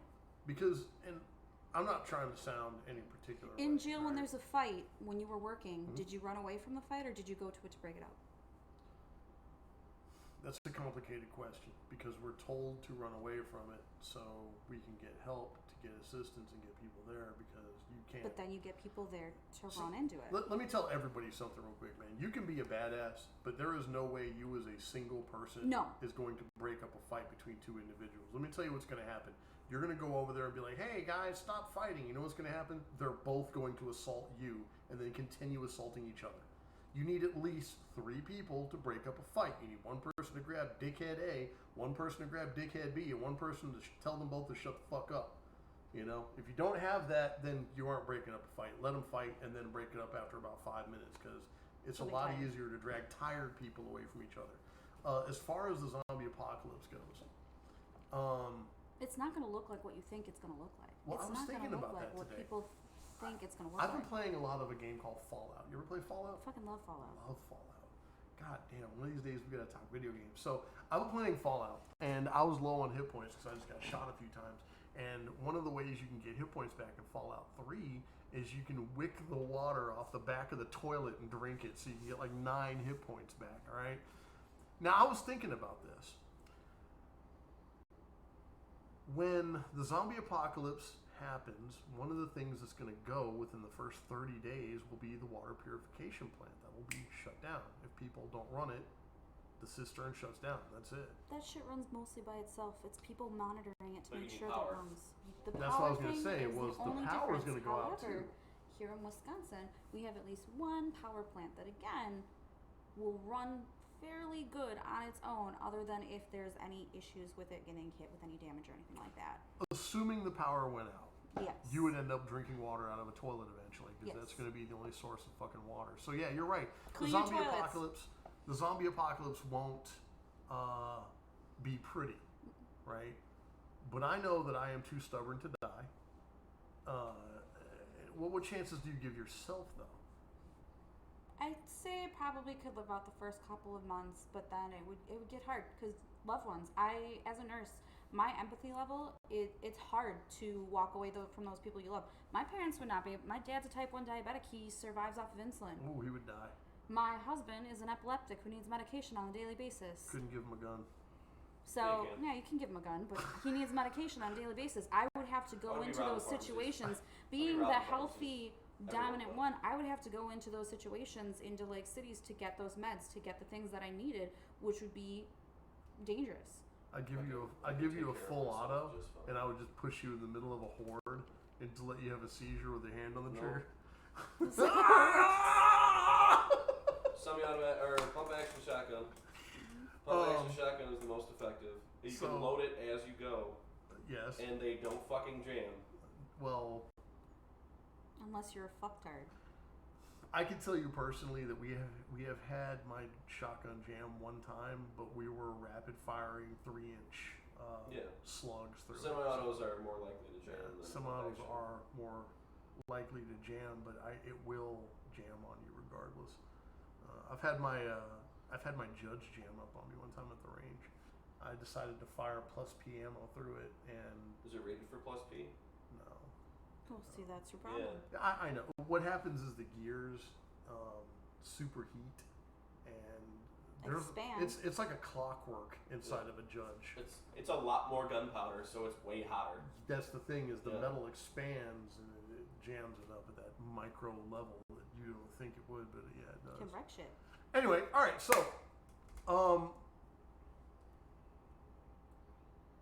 would you enjoy the zombie apocalypse? No. Why not? Because you're killing people you know.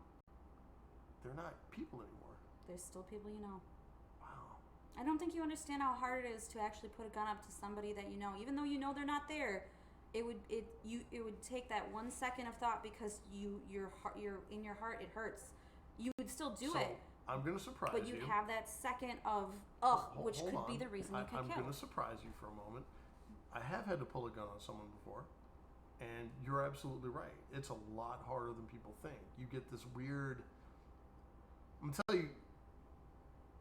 It's like you're driving, and you go through a tunnel, and all you see is the light at the end of that tunnel, and you can't hear anything outside of that tunnel anymore. All you hear is, certain things in your head, and you start seeing all of the outcomes, and none of them are fucking good, and you're just hoping to fuck to get out of that situation. But I also have known plenty of people who have shot and killed lots of people before, and eventually you just look at it like killing a rabbit. Mm-hmm. It's the same as killing a deer, killing a cockroach, killing anything that bugs you. Zombies wouldn't be human anymore. They're a raccoon, basically. But you have to start somewhere. That's a fact. And you have to have that first person that you run into that you know and have the courage to do it. Because, again, it's going to switch back to, as the they're man a zombie, said, but it's somebody I as the man love. said on Walking Dead? Yeah. As the man said in Walking Dead, you have to burst that zombie cherry. Mm-hmm. Yeah, I Once agree you do with it, that. you'll be fine. But it's going to be that first. And if you don't get killed, if you're lucky enough to not get murdered during that, awesome, but Hey, goddamn, we got Plunder Princess, Holiday Punch, Nico. Where's Nico? Fuck you, Nico. We got Piggies. We got a lot of people in here now. So number one, where the hell are my redeems? I had to leave affiliate status a long time ago, man. I'm sorry, we don't have affiliate no more. But I am working on a way for you guys to torture me when I play games. Don't worry about it. We're gonna come up with something. Piggies. What's going on, baby girl? When you get here, I'm gonna hug you. Oh my god, I'm gonna swat your ass and put my fingers in your butt. Let's see. Naughty and Wild is doing the at thing. Plunder Princess. Plunder's awesome. She's awesome. If a zombie apocalypse ever happens, please blow my head off if I ever become a zombie. Holiday Punch. We're gonna pull your teeth and use you to swallow, boy. We're gonna use you like a zombie cum dumpster. Oh yeah. I don't think zombies can come. No, I mean like people are gonna come into him, and we'll just like put a spigot in his belly, Oh, okay. and we'll just drain him like once a month, like an abscess. When you said zombie, it made No, I mean like seem- people we're gonna pull his teeth, and people are gonna face fuck him. I'll just chop his arms off and yank his teeth out. People could face fuck him, and then like he could swallow and then get the nourishment he needs as a zombie. You do realize if you have any kind of abrasion whatsoever, or if any of his saliva gets onto you whatsoever, you could still get infected, correct? Well, no. Do you understand this? It goes through. You know what? We're gonna argue about this. The only way it would be if it was airborne. The only way it would work is if it's airborne. Actually, yeah, that was the other part of the question. How do you think a zombie apocalypse would spread realistically? Now, I'm not talking about like, and the Critical Drinker. If y'all don't know who the Critical Drinker is, y'all should go check him out too. The Critical Drinker said that most zombie apocalypses start after they've already taken root, because normally in a zombie apocalypse, if one person bites another and that person bites another, the military is just going to tell you get out of the area, then they're going to bomb the fuck out of it. That'll be the end of the zombie A apocalypse. military base would never be overrun, ever. No. If they were biting people, they would No. never get into a There's no military fucking base. way in any fucking reality that the zombie apocalypse actually fucking occurs more than like 5 or 6 hours. I would say that in certain parts of the world, like Alabama, Arkansas, or Texas, if there was a zombie apocalypse, ranch hands could take care of that shit. But You have to remember that the zombie apocalypse doesn't just entail humans; it entails animals. The bubonic plague spread by fleas on rats. that's a good point. I never considered that. Like, You're absolutely right. It's not just taking care of the humans. Yeah, you might get rid of all the humans that are infected with it, but you have to remember that there could be bugs, there could be animals that are infected with it, and Birds. they move quickly throughout a space. Fucking birds. Yeah, Resident Evil, the Well, no, fucking crows. not even That Resident was Evil. terrifying shit. We had an instructor one time where we worked.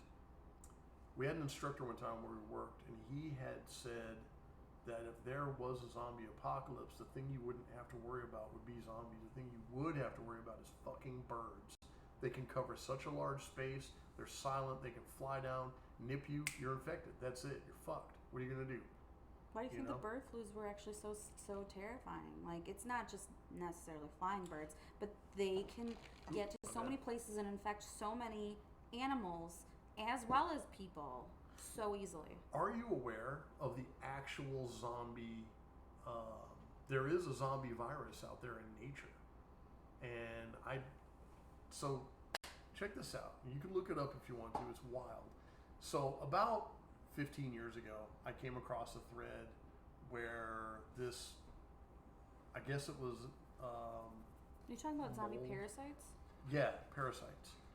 That, like, literally go into bugs or animals and then control them by hold their on, brain? Wait, it started off with ants, and then it went on to spiders, and it went on to snails, and they found small birds affected by this, not completely taken over, but they had that disease in their system with this.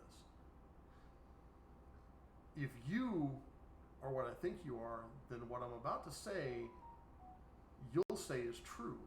Would you agree that a virus evolves itself over time to substantiate itself further as its own living organism? Have you not seen COVID? I'm just asking. That's a yes or no thing. What is a yes? Okay, if viruses evolve, then we're watching a zombie plague slowly take over organisms that we're not paying attention to because they're not big enough to be on our radar I don't know yet. if it's necessarily a virus, if it's a parasite. A parasite It's a is parasite different. that's spread by the wind. actually. They grow that long ass horn, they kill the host, and then the wind blows and spreads that disease to the next organism that can affect. It's not this. No, it's the one I read about. I don't know if it's the one you read Probably about. the same one, but I'm just probably misunderstanding something. It infects. It starts small and infects things, and it puts those creatures out in the open to get eaten by the next big thing. It wants to be eaten because when that parasite goes into the next animal, it takes over the next animal, and it keeps doing that up the food chain. So I wonder. Okay, I have seen exactly that. The one that you're talking about is common in ants and termites, where they'll go to the center of the colony and then they'll do something and then the ants attack it and eat it and they all get taken over or whatever. I've seen that. Okay. That's strange though, that I wonder if it's the same disease but it's already evolved, because when I'm talking about, like, it'll affect like snails, for instance. Snails, ants, spiders, termites, they'll all crawl to the highest point on a branch, sit there with these horns on top of their head, die, and then when the wind blows it onto the next thing that it can affect. It's crazy. It's the weirdest fucking thing. See, the virus I heard about is it would do that. It would travel to the most like likely to get eaten. What this bug would never do, this animal creature would never do, so that it can get eaten by the next biggest thing. It infects that next biggest thing, or like takes control of that next biggest thing, and it just keeps going up the food chain. Hold on, we gotta read some comments real quick. If you graze your dick on a zombie tooth that makes you a zombie, that's just natural selection. I agree 100%, man. If you're trying to get some zombie head, you get your dick bit and you get turned to a fucking zombie, that's just your goddamn problem. Let me see. CDC has a prevention plan for zombies if that happens. I actually know this one. So the CDC actually has a prevention plan for zombies, and I'll bet you never can guess where it came up with the prevention plan. They got asked. Every time the CDC went anywhere, a representative was talking about infectious diseases, people would ask the zombie question, so they made a zombie. They reacted. This was like 20 years ago this happened. It was fucking crazy. I'm sure it's not up to date with what probably should be not. Right now, yeah. Probably not, but it's still interesting that the CDC has considered it for reality. The CDC is a very funny place. There's humor in there. If you find the right people, find the right subjects, there is humor to the CDC. And it's serious humor, but it's still humorous. Dark humor is what it is. Are we talking about cordyceps virus? We could be, man. Could be. We could be. I don't know. I think me and her might be talking about the same thing, just evolved for a few years. I don't know. We could be talking about two different things. I'd have to look into it further. That was not on the questionnaire. We're about to move on with a dumb question, or actually a very serious question here. Let's get on to serious shit. Let's quit fucking around here, man. Pete, we want you to participate in this too. Is chili a soup? It's a stew. That's not part of the answer. Is it a soup? It's a stew. I hate you. Is chili a soup? I don't think so either, honestly. It's not made. There's no like broth base or anything. No, yeah, I think the fact that there's It's closer to spaghetti. That is a fact, actually. In fact, if you use corn and celery like some people do, then it is just spaghetti. It's Mexican spaghetti. You put corn in your spaghetti? No, what I'm talking about Okay, is I got the lost. relation from one thing to the other. For instance, you put like peppers in chili. Well, you put peppers in spaghetti too. The only thing that separates the two really is what's that? The amount of tomato sauce. Cumin. Not even the amount of tomato sauce, because you can have thick, heavy spaghetti sauce. You know. Well, and beans. Bouillabaisse. Beans, yeah. That is Beans a are fact. a big difference. That is a fact. Yes. And the type of noodle. What are we talking about? There's no noodles in chili. There's no noodles in chili. You're eating the wrong chili. No. No, you're eating the wrong chili. You can eat meat sauce with noodles and beans in it, but it's not chili. It's chili. There Depends are on where you come from. There are only two things that can go in chili: chips. Oh, I love chips and chili. Chips and chili is but delicious. I eat them like, put it on the chip and then eat it. And when I say noodles and chili, I don't mean I like you am make up the drunk. chili with noodles in it. You have like noodles separate and then you add them into the chili, because otherwise they get too like too mushy, and I don't like that. The only way you could do it to make it decent is you mix the chili with noodles in a bowl. what else goes? Because if you put them in the pot? Yeah, you can't put noodles in a pot. Oh, Tomatoes? rice. Chili and rice is pretty good. I've never put like chili on rice. Really? I like Fritos. Anybody God, else out there Fritos. put chili and rice together? Hit me up if you do, man. Hit me up if you do. I like the little bags of Goddamn Fritos. right, man. The little bags of Fritos, you crunch them up and you put Walking chili in the chili. bag. CDC Walking has been chili. given a lot of money from pharma. You know, we're going to talk about pharma in a minute. We're going to talk about all that stuff in a minute, man. Just stick with me. Believe in me. I got some good questions coming up, man. All right, so we talked about chili and soup, and I saw that question on Demolition Ranch, actually, and I thought about it, and I was like, chili is more like spaghetti sauce, the Mexican version. You know, I didn't think it was either. A better question would be,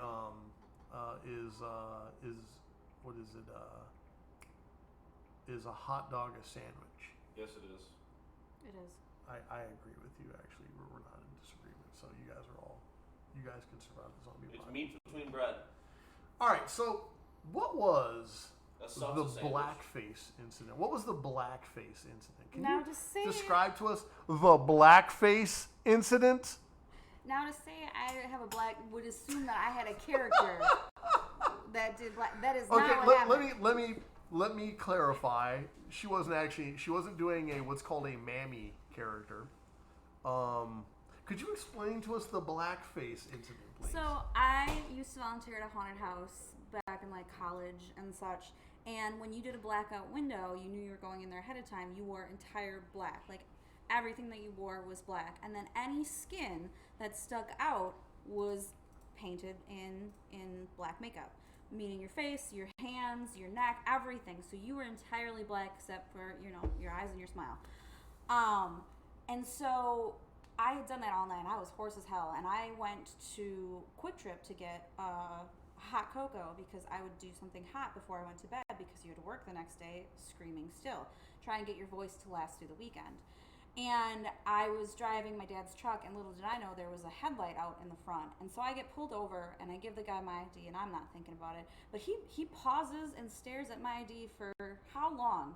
And I'm like, this is weird. Like, why is he staring at me? So to put that in perspective for everyone who can't see GingerNinja here, she is a soulless one, okay? She is as white as the driven fucking snow. I All glow right? in the dark. Yes, she is Dracula white. All right. So he finally walks back, and I'm not thinking anything of it.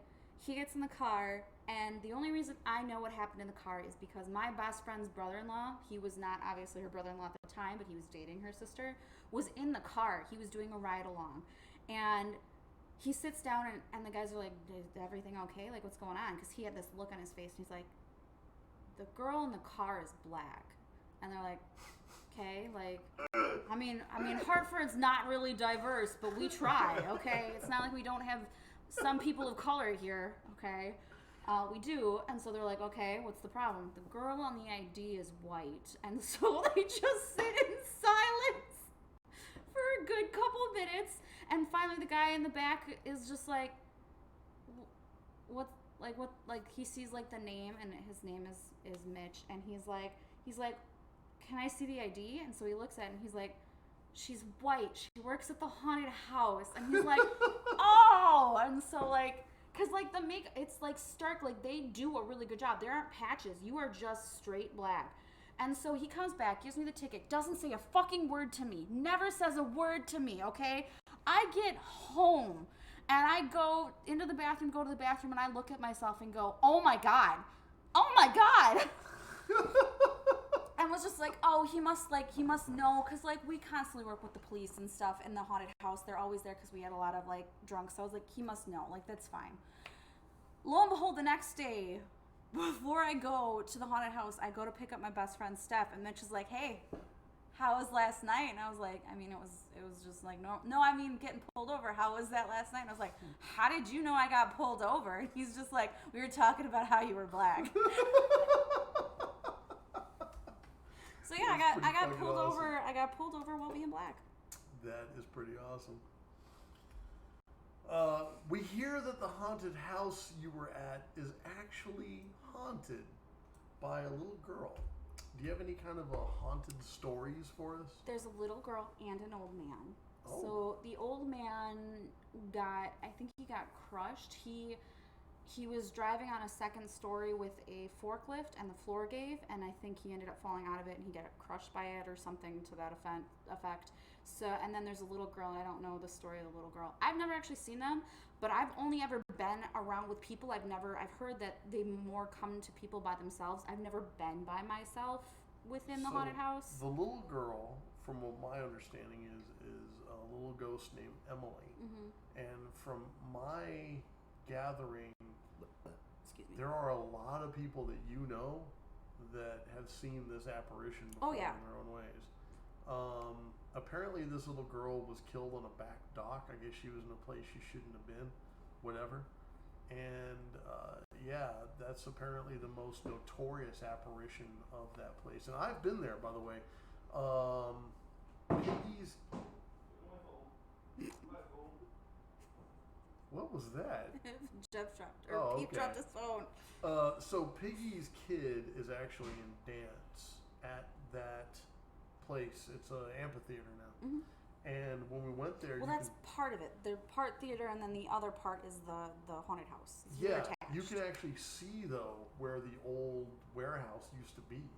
Like they didn't do a whole lot of remodeling there, to my knowledge. It's still the old wood and lumber that was there. Yeah, if you go to the car museum right next door, you can see exactly what that whole place looked like. Yeah, exactly. I haven't been there, but I have looked through the window, and you can actually see the catwalks and all that shit's still up there. Like it's still very much just a warehouse, you know. It's wild, but yeah, you could tell there was something there. And whether or not there is an actual Emily ghost, I mean, the jury's out on that one. I've never seen it personally. I don't want to fucking see it.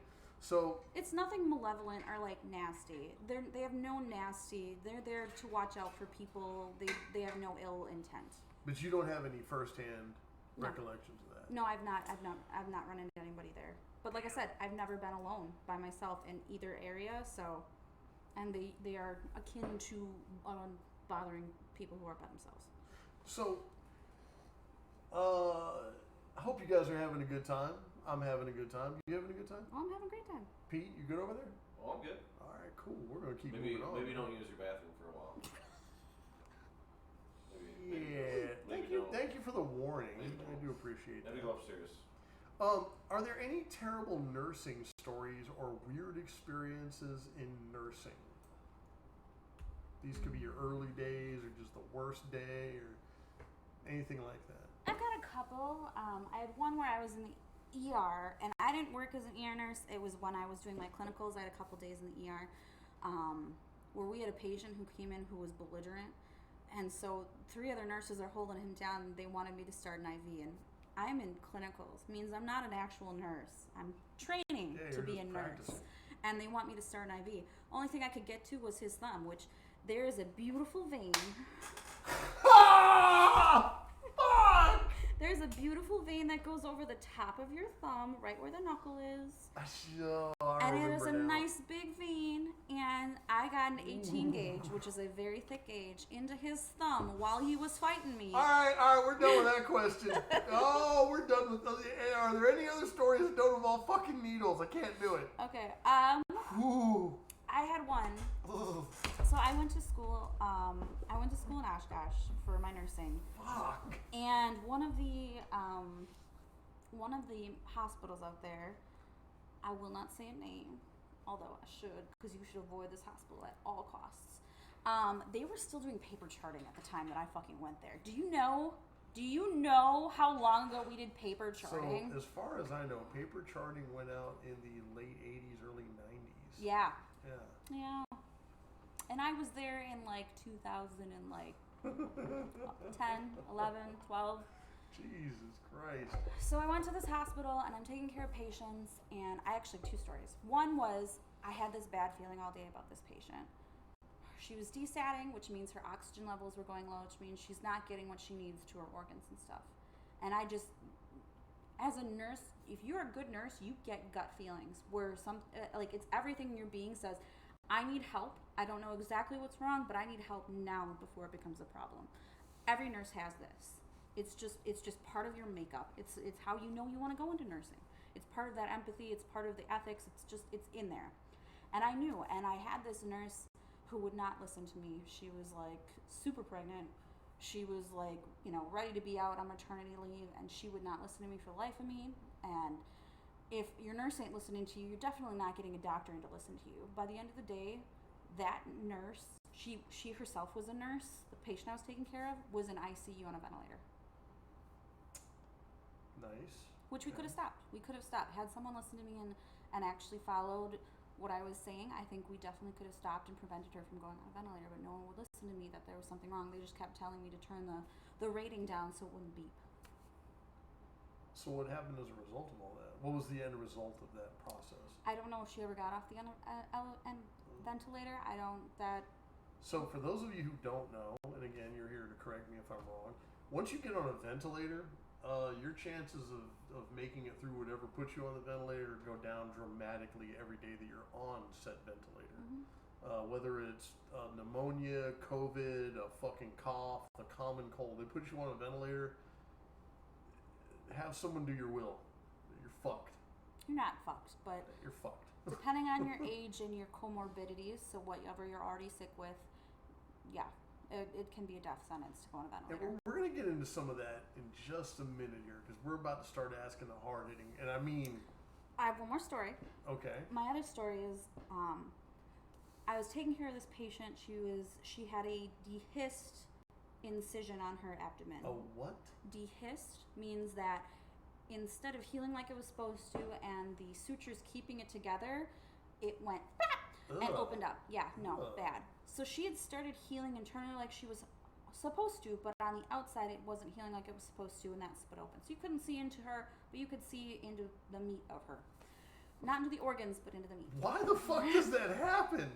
It's sometimes people just don't heal properly. Could be problems with diabetes. Diabetes, you often don't heal properly. Yeah, I've heard Could about be that problems before. with nutritional issues. Could be problems with whatever you're getting fixed from, or washing it out, bacteria, bunches of things.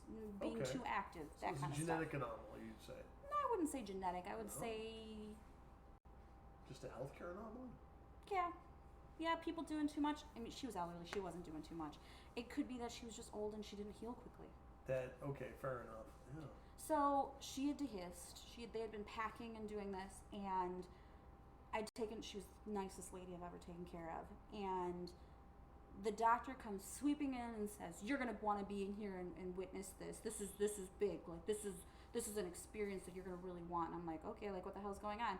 And we had just gotten her up, and you would have to give her pain meds prior to even getting her up into her chair. We had just gotten her up into her chair to eat lunch. She was only partway through her lunch when he came flying in the door and was like, "We're doing this now." And I'm like, what the fuck is happening? And I was like, well, we need to get pain meds on board because we have to move her. Nope, we're moving her now. He moved her himself. I'm sorry, a doctor should never move a patient. There is protocol. You know how to move them. You know the best way to move them. You know, depending on a patient's, it's a care plan that you set up as the nurses because you know the patient on how to move these people and how to safely. And he just like up and moved her real fast, which she was in pain. She was elderly. This was awful. So I'm already freaked out because I'm like, what the fuck is happening? Like it happened so quickly.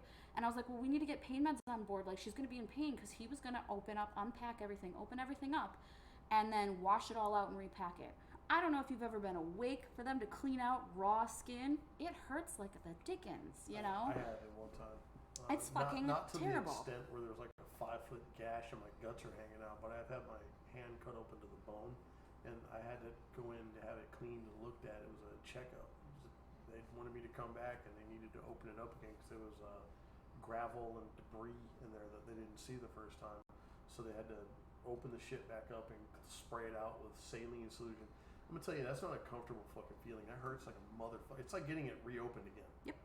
It hurts just the same the second time. Except now it's more raw and sore, and you have to go through all that fucking healing again. Yep. So yeah, I get that. I totally get that. So he threw her pretty much to me. He threw her on the bed and was like, "We're doing this," and she was looking at me like, "What's going on?" And I couldn't explain. As a nurse, as a nursing student, I didn't even have enough knowledge. So instead of focusing on what he was doing, I kneeled next to the bed. I held her hand and I said, "You're going to look at me this whole time." I'm like, "Did we talk about guided imagery?" And she's like, "No." God. And so we did guided imagery throughout the whole time. And I I walked her through a scene. I said, you're going to close your eyes. And I just, as calmly as I could, I walked her through the most fantastical, like, image of a cherry tree on a hill by a babbling brook kind of shit, smells and all, so that she focused on me and my voice and not what was going on. And the whole time, the doctor was yelling me that I was wasting my time, that I should be, like, you know, taking in this experience and learning from what he's doing. And I couldn't. I felt so, like, it made me realize I was doing what I needed to do, and becoming a nurse was huge because this is what we were getting away from. And there are still doctors out there like this that are like, I'm giving you everything. I'm, you know, the high horse. You should be learning from me. You know, I'm giving you all this experience. No, you're not. You're torturing a person, and you're acting like she's not a person. So, me and you. Okay, so. This is the only time I've ever experienced that as a nurse. A Well, doctor treating someone like they're not a person. In my many years. What can I say here? First of all, I would rather not you think of me as a scumbag. But I have my stance on the medical industry. And this next, like, couple questions here, kind of, it's going to seem like they're my questions. Some of them are not. A lot of these next set of questions, and I'm only stipulating this for all the people that are watching this that might get a weird,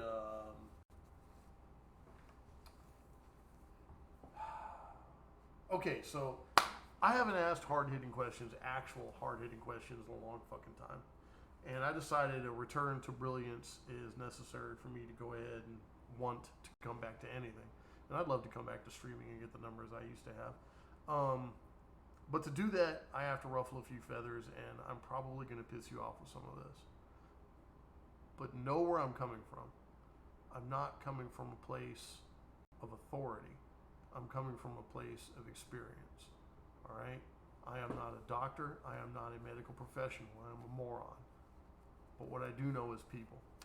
And a lot of this stuff is based off of personal experiences. And it doesn't take much bad experience to spoil a person from a thing.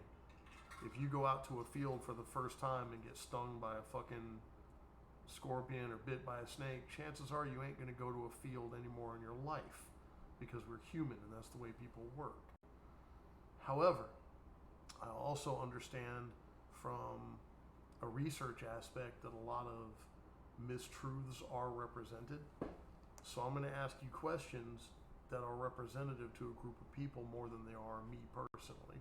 And I want everyone to know that as well. Everyone here knows where I stand politically. I'm not going to go over it again and again. But I will say that I'm not a conspiracy theorist and I'm not a sheep either. All right? So these next questions I am going to ask, she is going to answer to the best of her ability. And this is where the real shit starts. We've already humanized her as a person and got through all the good shit and all the fun shit. This is where all the real shit takes place. And whether you go with it or not is up to you to go with or not. Whatever you do is whatever your business is. Overall, my opinion of any kind of medical anything is go see your favorite professional of choice and get their opinion, and you and them talk about it and work about it together. I mean, would you agree with that? That's probably the best way? Mm-hmm. If you have a bad doctor and you feel like you're not being taken care of, please get a new doctor. Yeah. There are options. You are not stuck to one person. I don't care who tells you you can't switch so many times. No, you can switch as many times as you need to find somebody who you feel is listening and is actually caring about you. If you feel your doctor does not care, they have been in the profession too long, they are burnt out, or they are on their high horse of thinking they are God, and you need to not go to that person. So the reason I'm asking you these questions isn't to offend you or get you to turn on the industry that, you know, pays your bills or whatever. It's to not only either quantify or dissipate rumors and analogies. And you'll see what I mean as I ask the questions. My purpose isn't to sway a person one way or the other. My purpose for asking these questions is this is a rare chance. Not a lot of doctors, not a lot of nurses, not a lot of anything have the experience that you do and are actually willing, I believe, to call it down the middle. So that's what this next part is. If you are offended easily, or if you have your preconceived notions, you feel free to go somewhere else for a little while. Glad you were here, but this next part is going to sound like conspiracy theory nonsense, because that's what a lot of it may be. Whether it is or not, I'm not a doctor to let you know, and I'm not a doctor to tell you. But we're going to let someone who's the closest thing that I have to a doctor explain her position on. Fair enough? Fair enough? Mm-hmm. Cool. All right. Let's start off with the big motherfucker of them all. COVID. And I'm not talking about the shape. COVID-19. I'm going to say the name bold and proud because I'm not big enough to censor, and I'm not small enough to give a fuck if someone mutes my video. I'll just re-upload it. Is it real? And I'm not saying is it real from a scientific standpoint, because I know that the coronavirus is called that because of the shape of the virus. What I'm talking about is the media version of COVID-19 real from your experiences? You mean like all the fear mongering and stuff like that? I wouldn't call it fear mongering, but if you're going to call it fear mongering, I will get in that car with you. Yes, COVID is very real. COVID is very terrifying. Okay. From the nurse's perspective, I didn't have patient front care during COVID. Do you mind if I just run over there real quick Go and right get a ahead. refill? Go All right, ahead. keep going with your answer. I'm going to listen. So COVID, I didn't have patient front experience. I was through a computer. But COVID was very real. I can tell you that I had to report anywhere from the COVID infection itself and people coming up positive to deaths. And I watched, and at the time that this happened, which was the worst, we use a system called Epic, and we started putting patient pictures into Epic. So the worst thing about COVID was watching people die, seeing their face for the first time, and knowing it was the last time you were going to see this person's face. That whether it was a child, a kid, a teenager, an adult, an elderly person, they were dead. And even worse than that, you had to read through their stories and their charts to find the symptoms that they had in order to put it into charting to put in for county and state so that they knew the symptomology and how it was showing up and what they should be watching for and how to put the data out there. The data they were putting out there is coming from nurses and staff who work in infection prevention, putting it online from the stuff that's coming in for them. So us putting it into the best of our knowledge so that they have the numbers so that they can keep you up to date. Okay, so allow me to ask you a question on that. You're saying, and I'm not trying to lead you anywhere, I'm just trying to explain it, all right? Mm-hmm. You're stating that the knowledge of COVID that you have experience-wise comes from actual case study, case-by-case basis? Yeah, charts. Actually Okay. being in the chart. Not actually seeing the patients, but being in the chart and having to read through. Okay. So you would say that you're pretty busy because of all that? Oh my God. We are, I work as a salary, so technically you're supposed to put in we were putting in up to 50 to 60 hours a week. Fuck me. Sorry. Mm-hmm. It was awful. And that's not even keeping up with our normal work. We were just trying to keep up with our work, keep reporting everything else that was going on. COVID didn't just stop everything else. It was added on to a workload that we were already sinking in. So,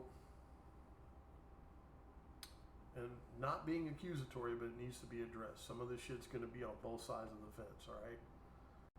Nurse TikTok dancing videos. If you're so busy with COVID, how do you explain the empty hospital floors with nurse TikTok dancing videos? Have you ever seen them? No. There was a rash, and you can check it out right now on your phone. Just pull up TikTok Oh no, I or totally whatever. believe I don't have TikTok, but yes, I totally so believe there are videos out there that are like 3 to 5 minutes long, and if I'm lying, I'm dying. Anybody in the crowd or you guys can tell me I'm wrong about this, but I have seen videos usually around 30 seconds, 2 to 5 minutes, whatever, and they're just like Michael Jackson's Thriller. An entire line of nurses and doctors doing Michael Jackson's Thriller in an abandoned floor of the fucking hospital at the height of what's called the pandemic. The only thing I can think of is it's either a unit that's no longer being used because we're using all of our staff from the hospital, right? OR stopped. We didn't do surgeries unless they were absolutely emergent. OR stopped. So now you have staff that can't go help on your floor. We don't know how to do floor nursing. Like from my position, if something emergent happened, like if we had a huge Ebola and even worse COVID, I cannot go on the floor and help you because that's not my nursing anymore. I don't know how to pull drugs out for you. I can start an IV for you, but I don't even know how to really do the assessments anymore. Is it in there? Yes. Can I do it? Yes. But will it be to the standards I needed? I can't jump back into floor nursing. I've never even actually fully done floor nursing other than my clinicals. So there's different types of nursing. Oh, majorly. There is such a huge different type of nursing. I couldn't jump into the ER and just be able to help in the ER. You need me to start fluids? Cool. Like, you need me to listen to their heart? That sounds a little funny. There's every area is so different. Say you have an oncology unit. Guess what? Oncology patients weren't going to the hospital. What is oncology? Cancer patients. Okay. So cancer patients weren't going to the hospital or going for things because they were fucking avoiding it like the plague. Their immune system is compromised, meaning they can fight it even less, which is why the whole coughing in people's faces was such a big thing and became a legal battle, is because if you were coughing into an immunocompromised person, you could have killed them. That's murder. That's like intent to murder someone, whether you know they have cancer or not. That's why that became such a big thing. No joke. Well, not to get off topic, but who is coughing in people's faces on purpose? Number one, that's just rude. Oh my God. Karens who got mad that they had to wear masks indoors. I've seen so many YouTubes of people literally going and coughing in someone's face and like the police getting involved, and then there being court cases after the fact because some of the people they did that to were cancer patients who were immune compromised, whether they were wearing a mask or not.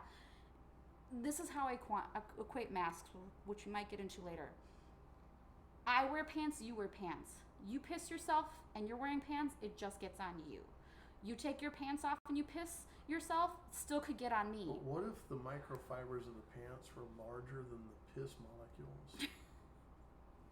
Because I know a little bit of science. I get that. Wait.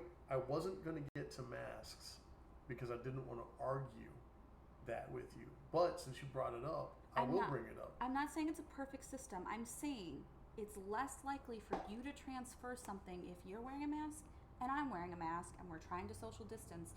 It will slow it down. It's not social perfect. Distancing has also been proven by the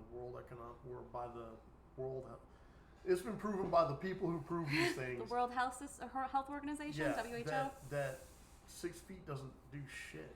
No, but they're trying to slow it down. I'm not saying it's perfect. Like I said, it's just to slow it down. It's to keep people from touching each other. It's to keep people from like coughing on each other. People don't wash their hands like they're supposed to. That's a fucking fact. Like you're touching high touch areas and then you're touching your face. You're touching stuff and then you're eating. That's how people are getting sick. I'll give you that. But number one, and I'm not expecting you to know every answer as stated. But I will ask you this off the rip, and these aren't questions I was originally going to ask. I deleted these questions, but since you brought it up, fuck it, we're here. Let's go. Let's go all in. Number one, why lie to people about masks? Number two, why lie to people about their effectiveness of any kind of control? Number three, why lie to people about the distancing? The distancing I did not get. However, for droplet precautions, it is 3 feet for over 20 minutes. If you're within 3 feet of someone who is contagious for over 20 minutes, you're exposed. It's counted as an exposure. Just so everybody knows, by the way, and I respect the person to my left right now. Okay, I do. But I'm not going to disillusion people, and I'm not going to lie to anybody, and I hope the shoe won't lie either. Almost all of the research that the Goblin King, if you need to know who that is, you ain't paying attention. The Goblin King would have you believe that 6 feet, all of a sudden COVID just stops. No, it doesn't. It does not. It's more to the tune of 10 to 12 feet, if that, if you're not in a windy place. Number two, masks are about as effective as putting your arm in front of your fucking mouth when you cough or sneeze.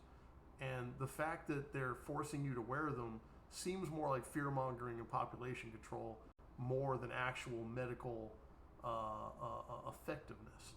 And that's kind of what I'm getting at is, why would you lie to people about that Is it fear-mongering? Is it population control? Is it just you didn't understand as a medical person at the time that you were making these assessments? Where did that 6-foot number come from anyway? That I don't know. And I can tell you where it came from. The WHO made it up off the top of their fucking head, admittedly, a year ago. The video you can see on YouTube for yourself. And I'm not being accusatory towards yourself.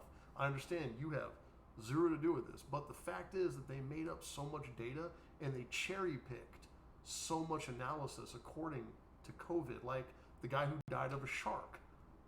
Famously, did you see that? The guy who died of a shark. He was eaten by a shark. Cause of death? COVID. So you see what, like, I get, and I'm not saying that COVID isn't real. That's not what I'm saying. Skornered believes that COVID is very real. I'm not going to tell you what else Skornered believes because we're here to see what GingerNinja believes right now. But I will tell you that a lot of the research that founded the reasons to gut the nation the way that it has, because as you said, COVID didn't stop the world. The world kept going. It's just now we have to deal with it. But where I'm looking at it from was different than where you're looking at it from, because where you're in an industry, arguably, not you yourself, but you're in an industry that profits from COVID, which we'll get into in a hot minute here. Arguably, where the Walmart guy, well, not Walmart because they survived, but like Dan's Pizzeria, they didn't profit from it. In fact, they got shut down from that shit. And they got shut down for false reasons. You see what I'm saying? You see where I'm going with that? Like, I'm not trying to be an asshole about it, but the fact is, the medical industry has a lot to answer for, and they're not fucking answering for any of it. I mean, where do they come off that they don't have to answer for their part in the medical misdirection? And was it medical misdirection? I think it was being lost and being scared. Even the people who had the CDC, who had the WHO, they didn't know what they were dealing with. All that they knew that they were dealing with was, this is the next big thing. How do we get ahead of it? What do we do? And they were trying to come up with, even before they had the research, they were trying, how do we protect the people? The things that they did, which a lot of people consider fear-mongering, they were just trying to protect people and to save people. Because the way this thing traveled, the way this thing mutated is like nothing we have ever seen. Nothing. I disagree with that. Mutation-wise, to mutate as quickly and as severely, and not only that, it mutated with other viruses. That's how it mutated. It literally mixed with other viruses and other bacteria within you to mutate the way it did, to make it stronger. I'll give you the mutation, but spreading, we've seen something spread far faster than this before, twice in history, as a matter of fact. That is true. You know what I mean? And I've done a little research on this. I'm not, That is true. So spreading wise, yeah, we've seen in this our before. day and age. You say that, but the bubonic plague is alive and well in California again. Well, yes, but Are you ready for that shit? Part 2?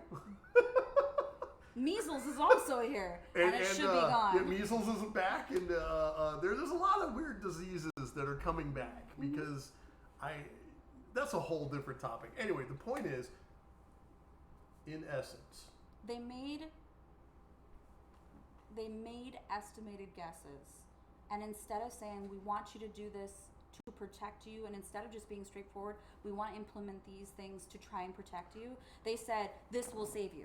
And that they used the wrong wording, they used the wrong types of getting stuff out to people, because they were doing everything they could to try and protect the people. if you want to look like a tyrant, the best way to look like a tyrant is threaten someone's livelihood as a tyrant.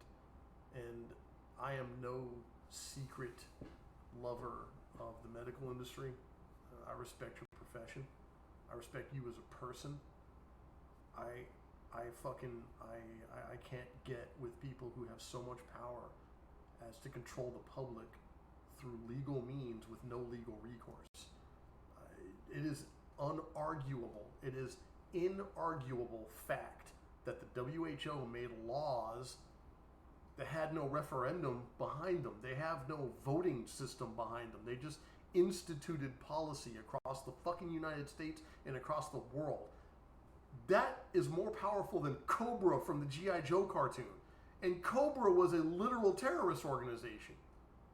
These people have the power to decimate entire continents with a word.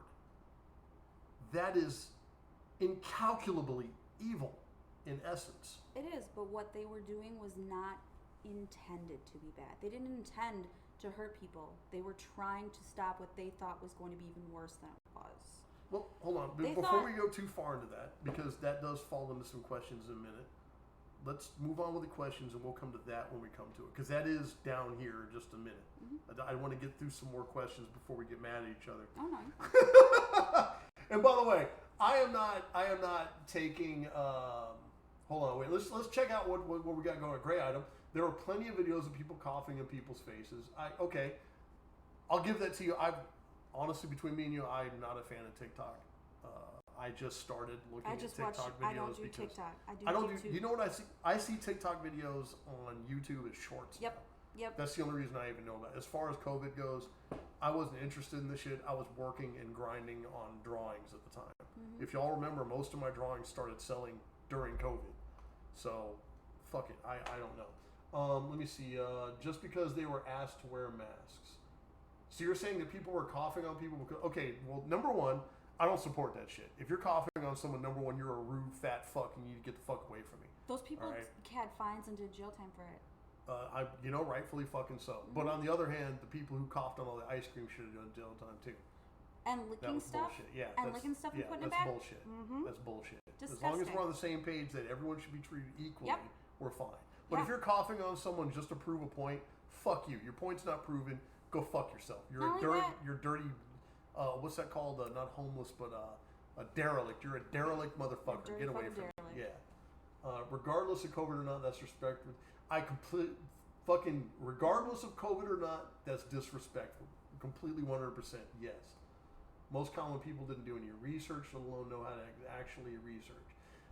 You know what? I'm going to agree with that partially, only because a lot of people did their research, but research isn't just a 4-minute Google essay. You have to look at what both sides are saying. You have to see the reputed people. You have to get to the fucking meat of the matter, and you have to take your feelings out of it. I have a rule, and this rule might help you along, it might not. My rule is this: if I read the first sentence and it's emotional nonsense, I don't read the rest of the article and move on to the next person. I do not like people trying to sway my reality with their emotional nonsense. I don't care what you feel. I want to know what you know for a fact. I don't give a fuck about your theories. I don't care about what you think that happened unless I ask you what you think that happened. Other than that, all I want to know is what the fact is. Fuck your feelings and fuck the nonsense in between that. That's just the way I think. You know, I don't care about your feelings involved. What are the facts of this situation? And I think that part of the problem with COVID was there was so much emotional blackmail and nonsense involved. It got political. How do you politicize a fucking detriment? We don't politicize homelessness. We don't politicize cancer, but we politicize the bug. Anyway, moving on from that. What I'm saying is this.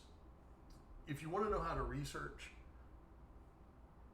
stop carrying what people say when they're emotional.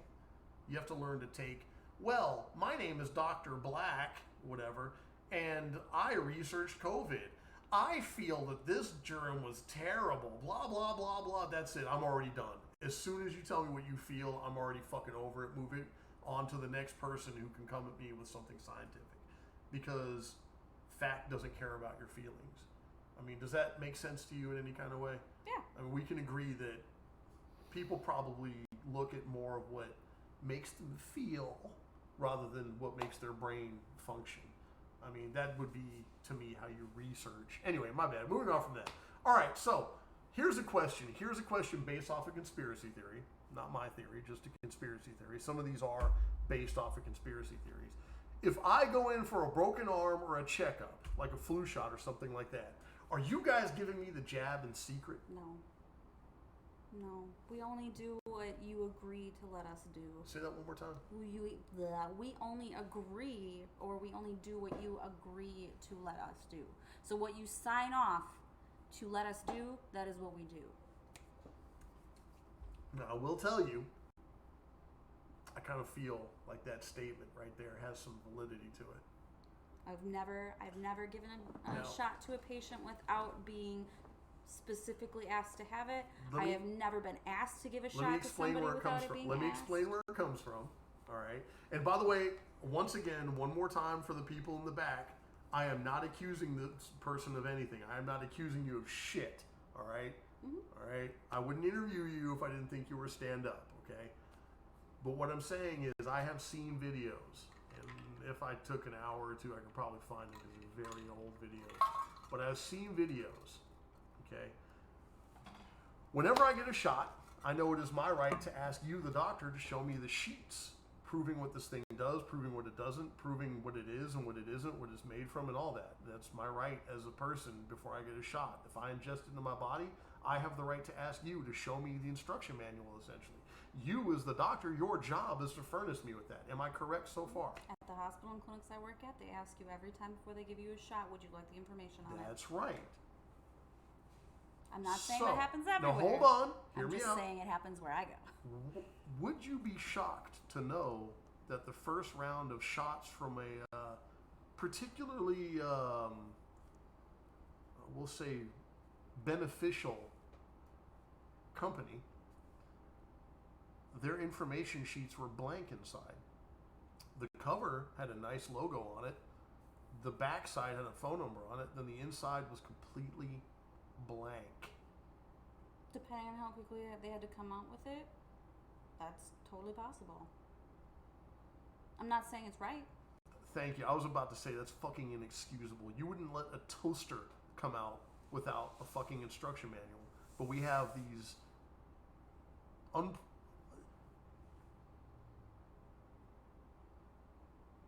unresearched drugs come out, which there's a whole story behind that. If y'all want to hear more about that, go watch Razor Fist. He has a whole thing on the COVID vaccine and Trump and Biden and how political it got. But go check that out. Might answer some questions for you more than I can right now. But without being accusatory, this, and I'm holding what is this? A water bottle? But it's like a mixing thing, right? Mm-mm. It's just a water bottle. But I bet it came with a manual though. No. No? Mm-mm. It didn't come with a tag on the side. Explain how to wash it. I don't think so. It came from Walmart. Well, all right. What I'm trying to say is there are cups, there are bottles of hair shampoo that come with instructions, that come with warning labels, that come with this and that and the other. The COVID medication at the time, Pfizer, Moderna, whatever the fuck, it was all experimental as shit. None of it was tested. It was all pushed through by the FDA like a motherfucker. So was the polio vaccine. And I'm not saying that was right either, because they tested that. That's a whole different argument. We could talk about that one day. Look. Do you have polio right now? Thank God you don't, because polio fucking sucked, but people lined up for that vaccine to not get all that shit. All grandparents think people that are like, oh, fuck it, I'm not going to take my vaccines. They hate all those people because they went through the ravages of losing people to a disease that now hold on. I think you're misinterpreting what I'm saying. Yeah. I'm not saying that diseases don't exist. I'm not saying that bad shit doesn't occur.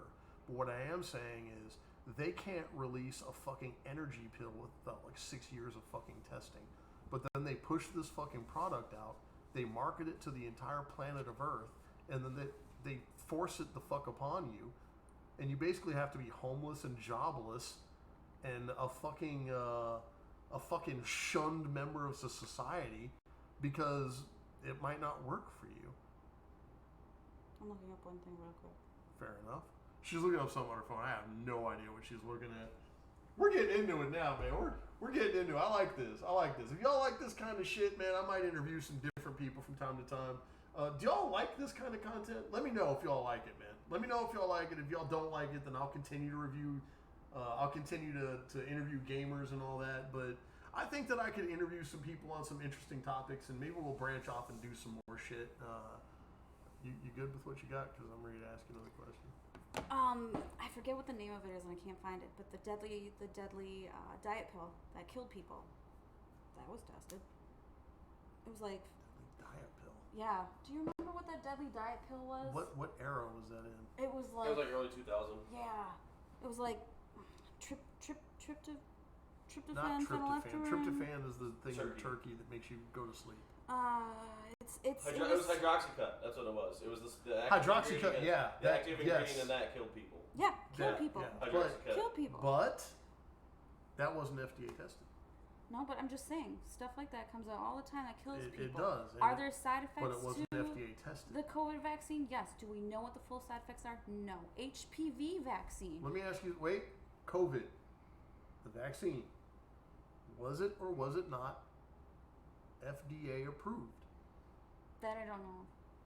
That I cannot. The answer is I cannot say. yes, but with the added stipulation of you can't sue them if they got it wrong. Mhm. See what I'm saying there? Yeah. And I'm not arguing for or against, okay? I don't care if you have the vaccine or not. You can be jib-jabbed up as much as you fucking want, but I'm stating a fact. That medication came out, was pushed upon the fucking globe with no research behind it other than just a theory. Pretty sure the HPV vaccine, when it did come out, was FDA approved, and it was pushed upon for Is it women's effective? health. For women's health, it is. However, because it either wasn't tested in the right population or wasn't tested enough, you have people out there who are now sterile because of the HPV vaccine. Yeah. Do you know where they got that sterility from? From the HPV vaccine. But do you know what continent was affected the most? I do not. It was India. They also have one of the highest populations. Do some research on why India is very affected by that virus and what famous rich person can't even fly over that continent anymore.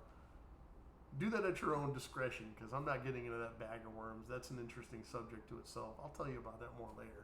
But I know what you're going there with, and the HPV virus wasn't tested here in America first. It was tested elsewhere, but it wasn't.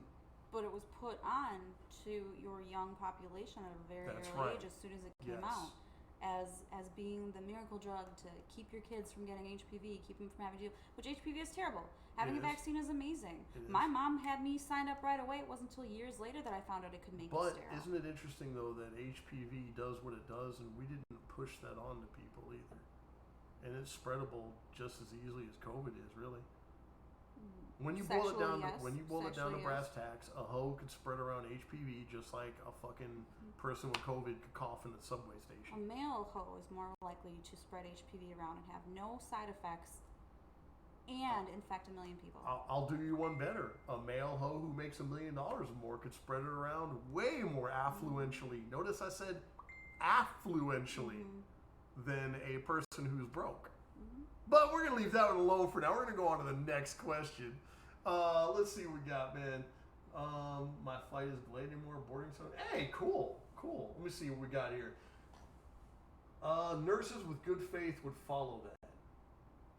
I assume you're talking about something a while ago. I'm sorry I didn't get to your. My bad. You got to understand that she's in front of me right here, like right here. Oh, fuck you, Draco. That's the guy right there. What was the thing? What was the thing called? The mango? Earlier we were talking about mango sorbet. Haagen-Dazs? Haagen-Dazs. Draco, find Haagen-Dazs mango sorbet. All Not right? the sugar-free shit. Not the sugar-free shit. The other shit. The real one with sugar. And GingerNinja will send you her hair. All right. So, question.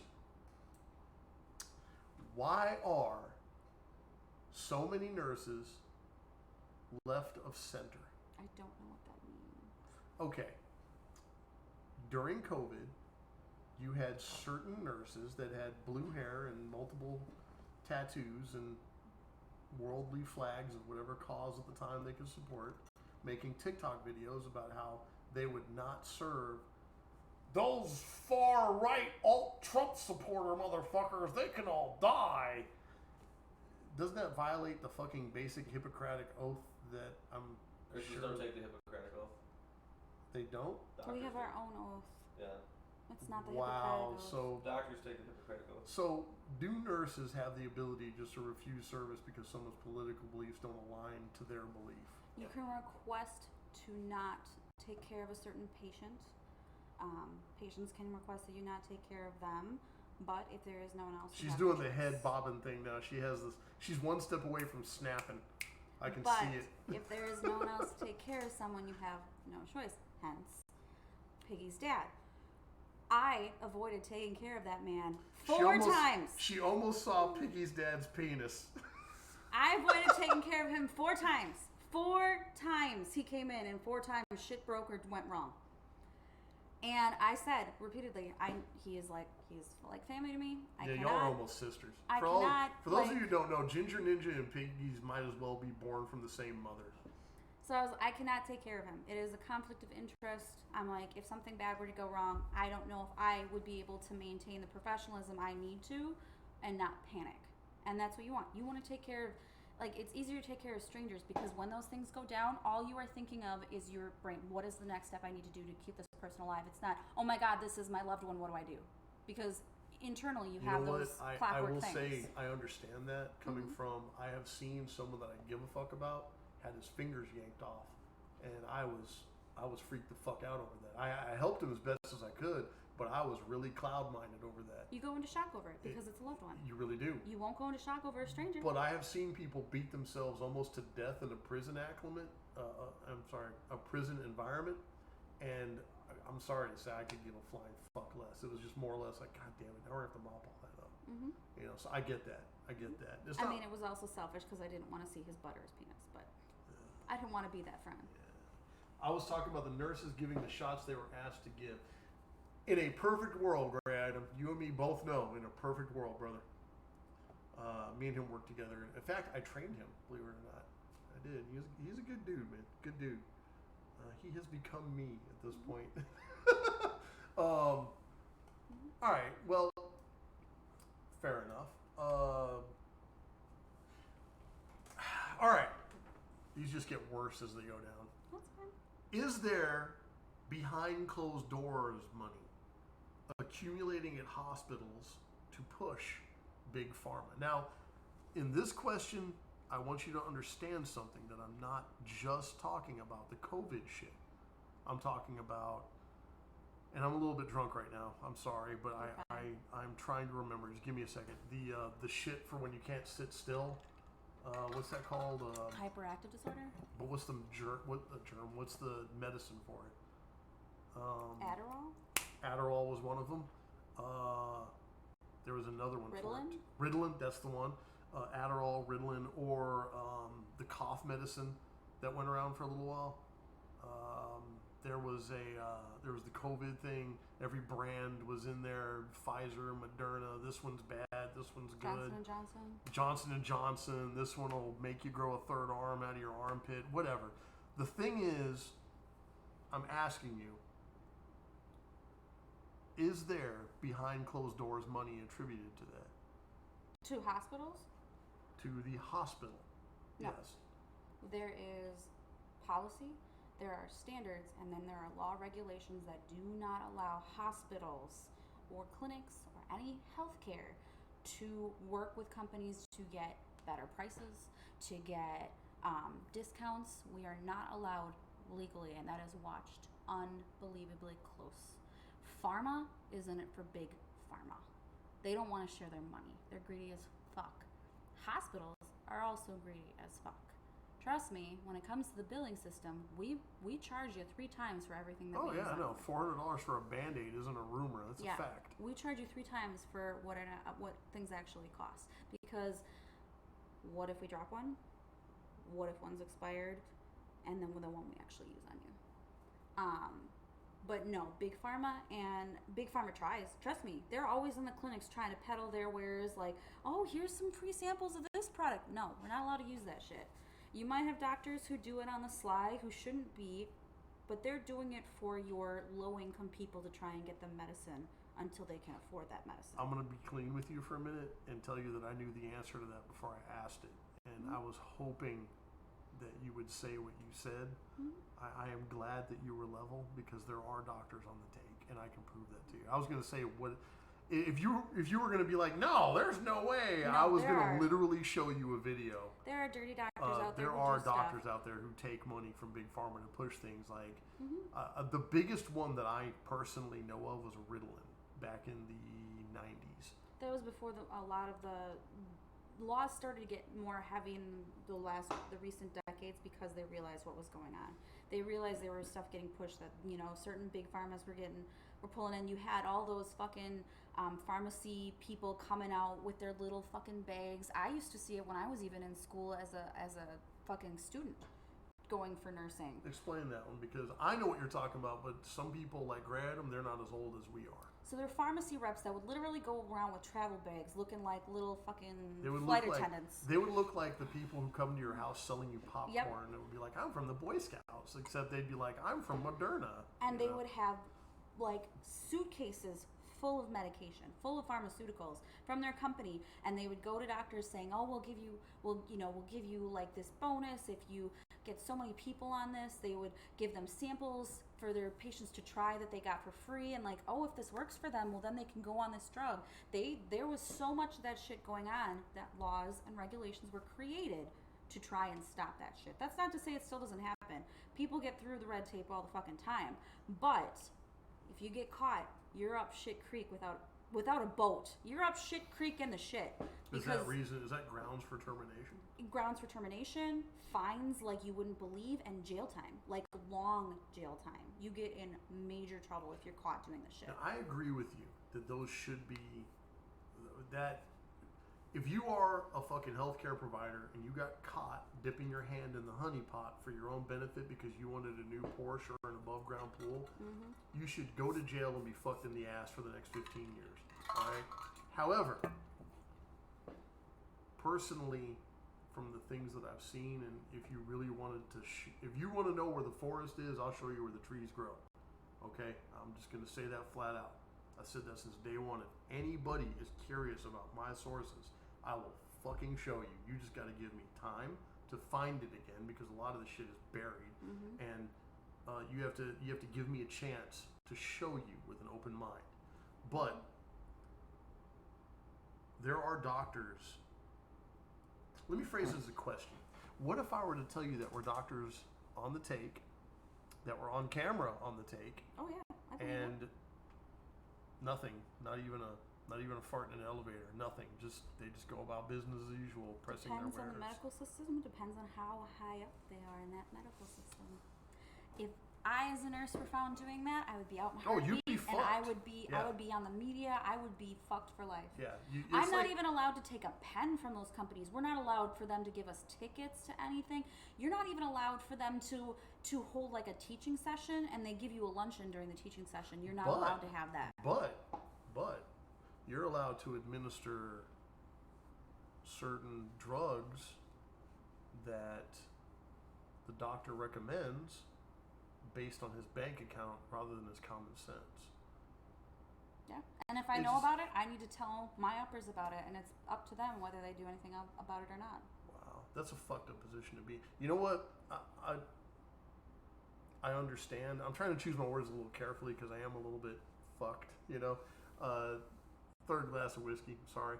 But as a person who's worked for the state, and I'm sure Gray Item can probably attest to this, we both know exactly what you feel like, because you're trying to keep your job, but you're trying to be honest at the same time. And sometimes experience-wise, and you don't have to agree or disagree to this, but sometimes experience-wise, those two don't often intersect. And sometimes when you sign a piece of paper, put your name to it, sometimes when you put someone else's livelihood to it, you're doing what you have to do to pay your bills at the end of the day. Any job should not make you choose that as an option. That's not right. That's one of the reasons why I quit doing what I was doing. And I understand that you're not going to quit doing what you're doing just because one or two instances, but if it became routine,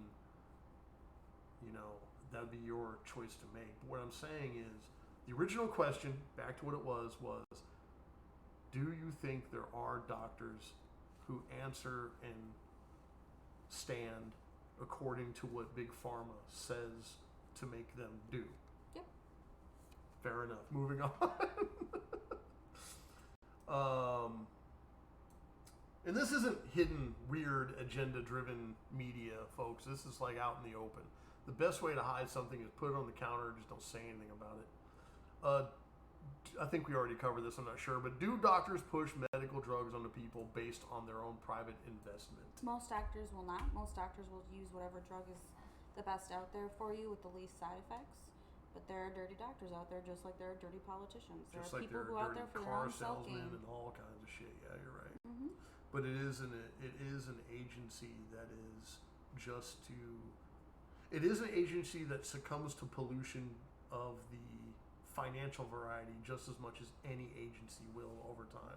Would you agree with that statement? Fair enough. The easiest way to know if a doctor has an agenda, if you feel like they do, is say you don't want to take a certain drug or you don't want to do a certain test. You have to do your research, obviously, and have the knowledge to be like, actually, I would like to take this drug, and here's why. And if they keep pushing that drug, but they can't give you damn good reasons as to why that drug would be better, that doctor doesn't have your best interest in mind. That's a fair statement. That's one of the questions I have later on. We'll get to that one in a little bit here. We'll talk more about that. Oops. Do you have any knowledge? Oh, this is okay. This is a good one. And this is not conspiracy theory. This is actually related to a recent shooting we've had. Shooting? There was a shooting in Maine. Okay. Oh, yeah. This dude shot a bunch of people, and I'm unclear as to what the fuck happened because I'm just not even interested anymore. Do you have any knowledge of the sudden explosion of anxiety, depression, and autism diagnosed by the medical field? Let me explain. Every motherfucker I meet who can't sit still in a chair for more than 3 minutes, or every fucking person I meet who doesn't have a sense of what's going on, everyone's so quick to say that they have anxiety without understanding what real anxiety is, in my opinion. Everyone gets diagnosed with something. Restless leg disorder, itchy finger disorder, twitchy ear disorder, can't sit in your fucking seat because you ain't been slapped disorder, shove a bottle up my ass disorder. Anything to prescribe a fucking medic. And this is my own fucking thing now, by the way. I feel very close to this one because I was diagnosed with all sorts of ridiculous shit. Anxiety, ADHD, depressive personality disorder, humde fucking lala. Lithium. That was the other thing. They wanted me to be on Ritalin. They wanted me to be on all kinds of shit. What I needed was my ass kicked and a bigger view of the world is what I needed. Okay.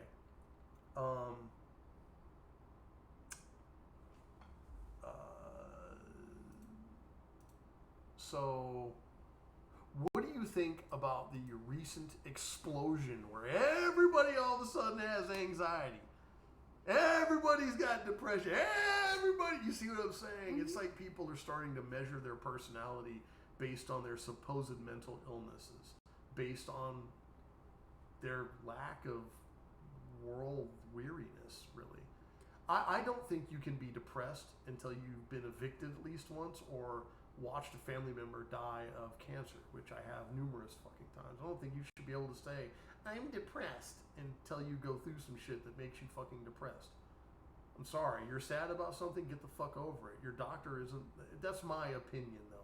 What is your opinion as a medical type person on this? Why all of a sudden is everyone anxiety ridden and depression ridden and needs a fucking drug to be prescribed to them?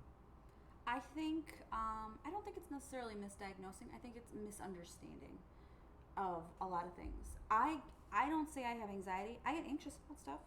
I get worried about stuff. I get depressed or sad about stuff. I don't have depression. I get depressed about stuff. I have bad days. I think we live in a world where we have such negativity flowing around us constantly. It's because of media, because of our advanced technology, because of the world that we are living in today.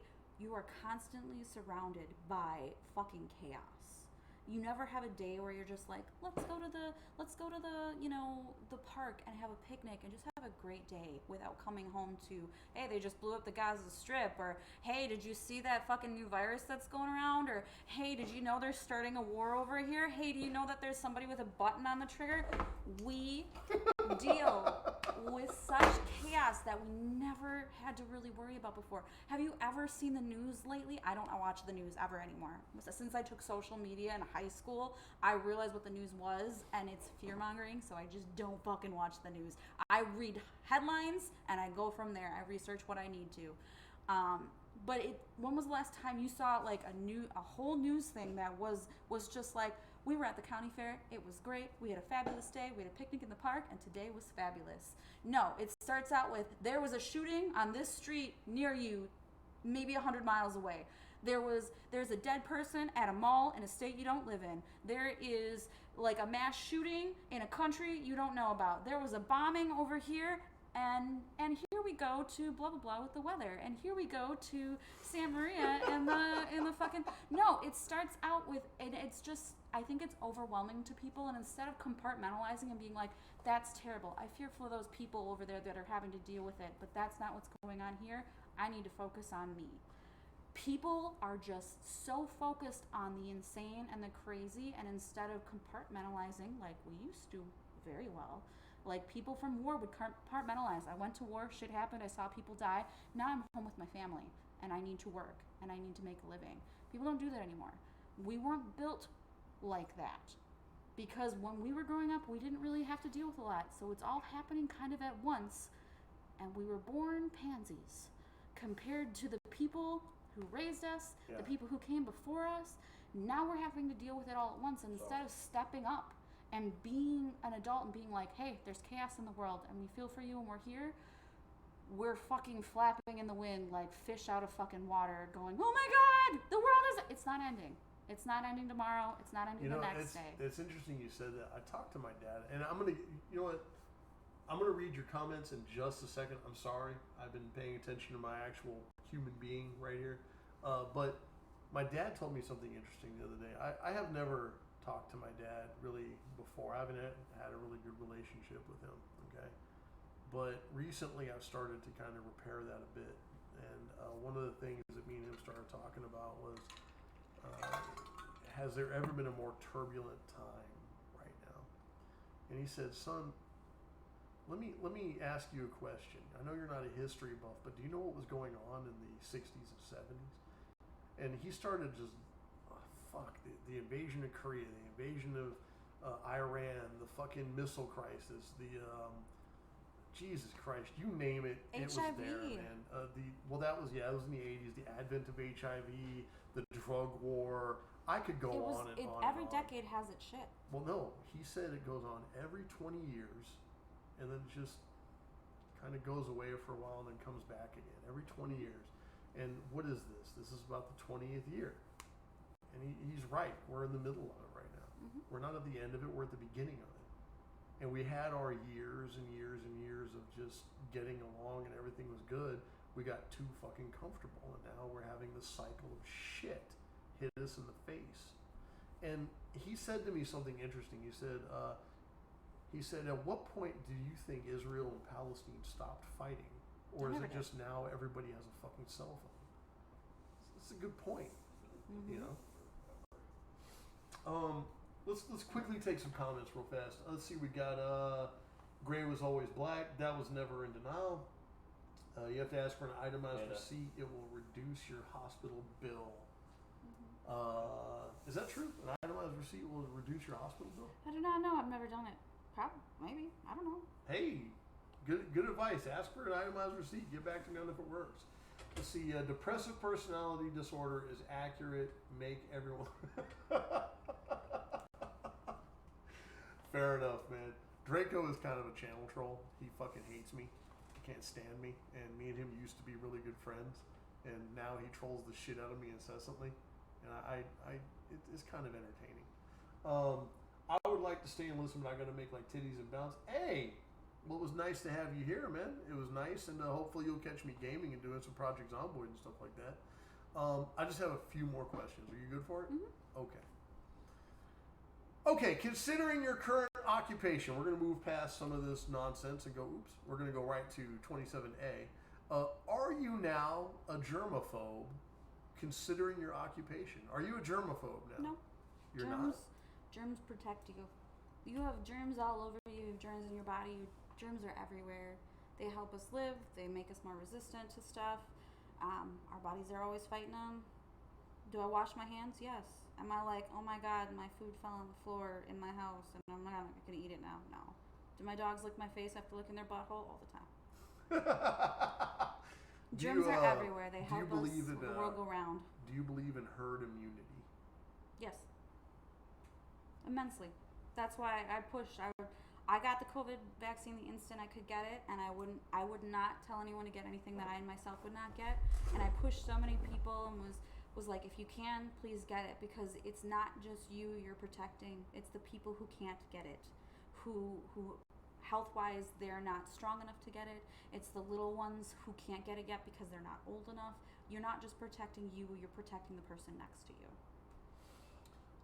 Do you eat out less knowing what you know about germs, and does the fast food industry make you nervous? If I think about it too much, yes. But no, I eat out all the It makes me time. nervous, man. I eat out all the time. I try and make sure to look at gratings Now, of places hold on now. before I eat out. I'm not talking about the nice place, because this woman goes to nice places. All right, she's not going to fucking, McDonald's and grabbing a cheeseburger. We She's just going went to McDonald's.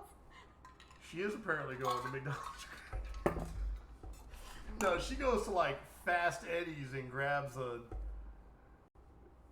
some shit you can't pronounce for like $300 a plate. Like this woman's banking, man. So Not that much, but yeah. that's why she's not worried. Because us deplorables and expendables, we eat at the viral places like Mickey D's and Jack in the Butt Crack, things like that. But like, I will tell you that from the videos, some of the shit that I've seen, like insider videos, people just recording on their cell phones at work, like of average everyday practice. The only place I will go out to eat here where we're living at is Culver's. Mm-hmm. I like that place. Seems like a decent place. I have Great. stopped going to Mickey D's. There is just nowhere else to really eat but Mickey D's and Culver's. And I think there's a Taco Bell here, which would probably kill most people, but I love Taco Bell. I can't stop. Go to Angie V's. What is it? Angie V's. It's down 60 on the other side before you get to Walmart. It's called Angie. Is It's a that sub place. Yeah, I've been there. They make They are sandwiches and soups and stuff. fuck. They are expensive. Oh yeah. It's They're good. delicious though. We had a soup bowl made out of bread, Mm-hmm. like whatever that's It's called. a bread bowl. Bread bowl. It's delicious. It's fucking delicious. Here's how I think of like fast food and eating out. Is Typhoid Mary worked for a high-end family, and You brought some shit from like what was it, the 50s? I don't even Jesus remember, but she worked Christ. for a high-end fucking family, multiple high-end fucking families. She was literally taken out by the state to live in other places and told to never work, and she still made it out of there and continued to work for high-end families, killing them left and right because she just did not get it. The person in the fucking market could be coughing on their hands and wiping it all over the food that you're buying. Just as much as the person who is serving fast food could be coughing on your food. Diseases out there. You do your best to wash your hands. You do your best to cook your food and wash your food. That's all you can do. In the end, I will admit that there's something we all do and we take it for granted and we move about our day and act like it never happened and we instantly forget about it after we do it, and it's just as terrible for you as eating a hamburger from McDonald's. Do you know what that thing is? Getting gas. I was gonna say eating ass, but Jesus Christ, what the fuck? It's Those are 2023. those are Everybody koala eats dog ass. questions. No one eats ass. It's Jesus 2023. Christ. Everybody's eating ass. don't Everybody eats ass. Everybody eats ass. Everybody no, eats ass. you don't. It's like second base for the fucking millennials. Look, Dude. we're These gonna Gen Z or whatever it is. Don't- It's no, like second don't- base for them. you They're don't- all eating ass. The booty is not to be eaten like groceries. Okay. You're missing out, sir. You're What the fuck is missing out. wrong with you people? All right. What are some things regular folks can do to avoid being infected? And what's the most dangerous thing we can catch just out in the wild? So the best thing you can do is wash your hands. Don't touch your face. This is going back to masks. The other reason why masks were actually good is it got people to think before they touched their face. Whether it worked to keep you from getting droplet or airborne stuff, it kept you from fucking touching your face or thinking twice before you touched your face. So the people who use them and use them correctly, you thought twice before you touched your face. Did you see Fauci with like 3 of them on? Yeah, that's no, that does not work. I just said that. Look, you said that. Look. Anyway, moving on. All right. What's the worst thing we could catch, like in the wild, like at a grocery store, at a gas pump, or whatever? I would think that hepatitis would be something we could get. I mean, you have to ingest. You have to ingest. You can't just touch something and get hepatitis. You either have to ingest food or like bodily fluids to get hepatitis. Go with me here for a minute. Hepatitis A is food. So Every other hepatitis is fluids. Hold on. You buy like a Texas tornado, right? That's like a wrap with some meat and some cheese in it, okay? Mm-hmm. You're out there filling up your old Dodge Ram, and afterwards you don't wash your hands. You just put the pump back and unfold your burrito and take a bite of it. Is that enough? No. It's not? No.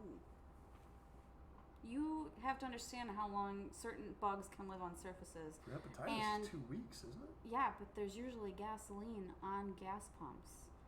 That's right. And gasoline is a detergent. Things can't live within gasoline. If y'all don't know, gasoline is a detergent.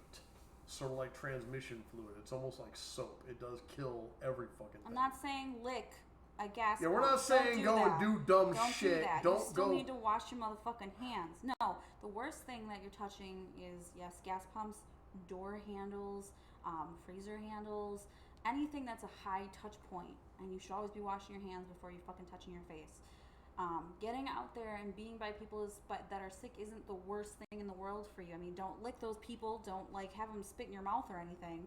But getting exposed a little bit here at a time to germs will help you gain the antibodies you need. I'm gonna run with that for a minute. Spitting in people's mouth? I knew you were gonna run with that. Ew, not that. No, ew.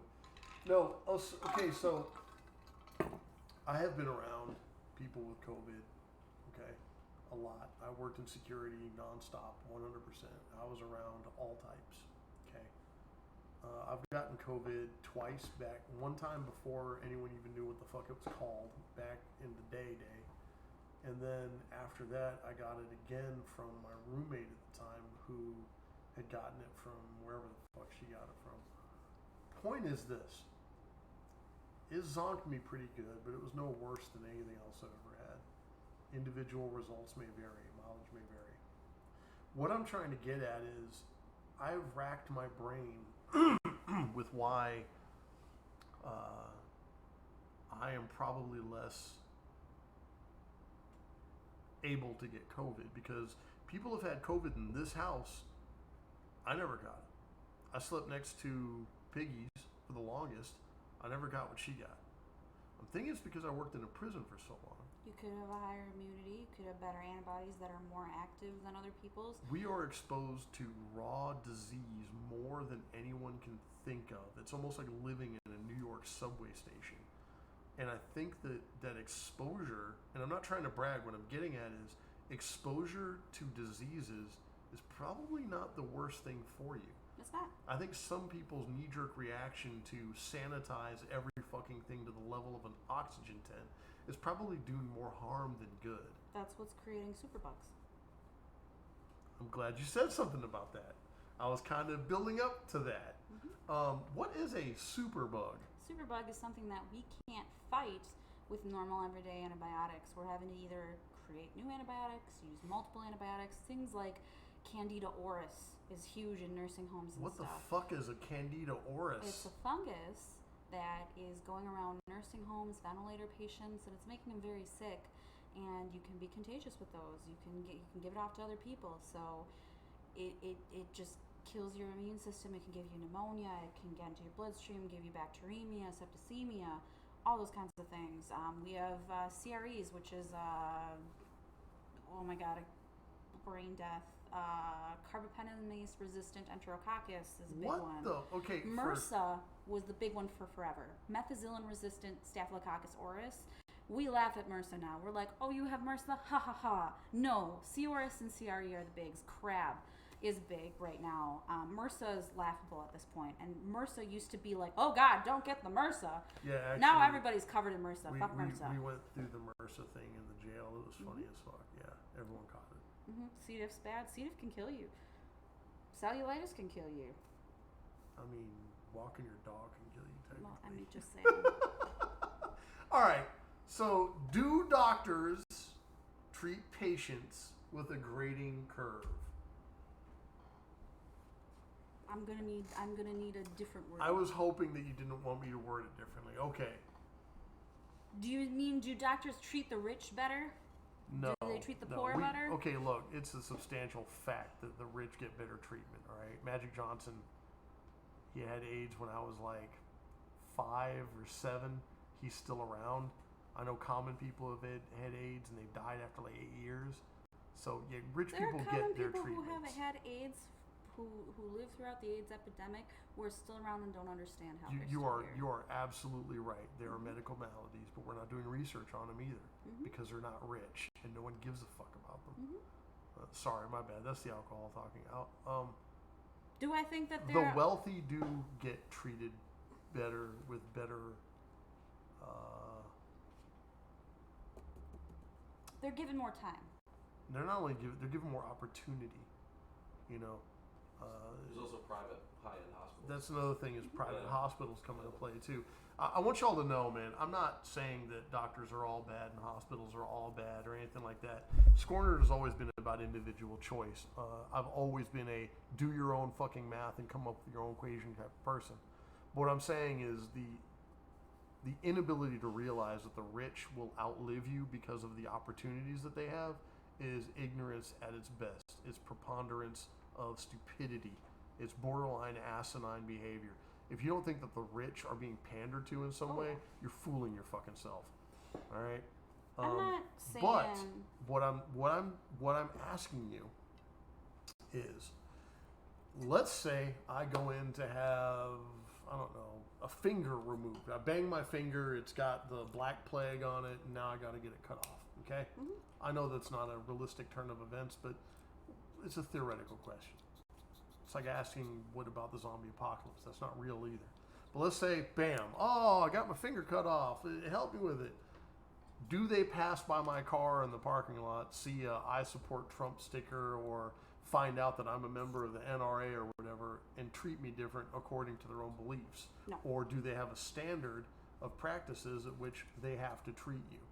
Yes. And we do not get the choice.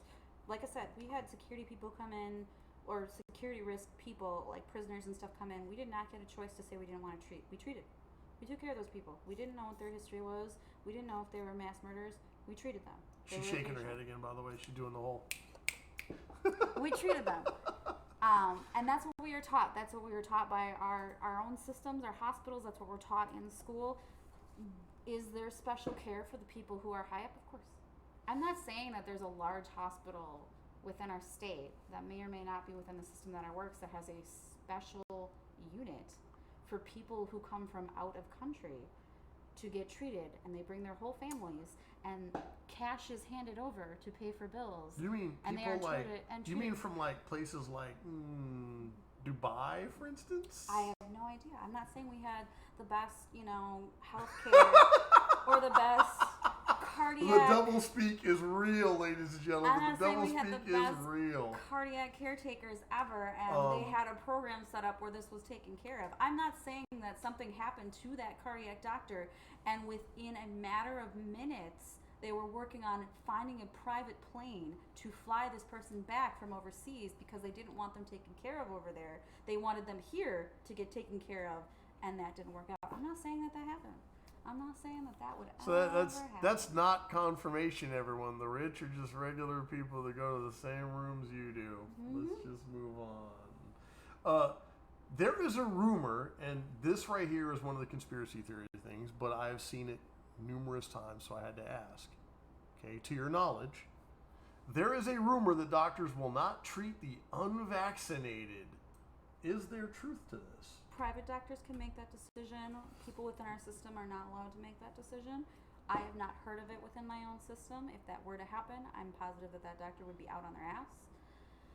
But private doctors do have every right to treat who they want to treat.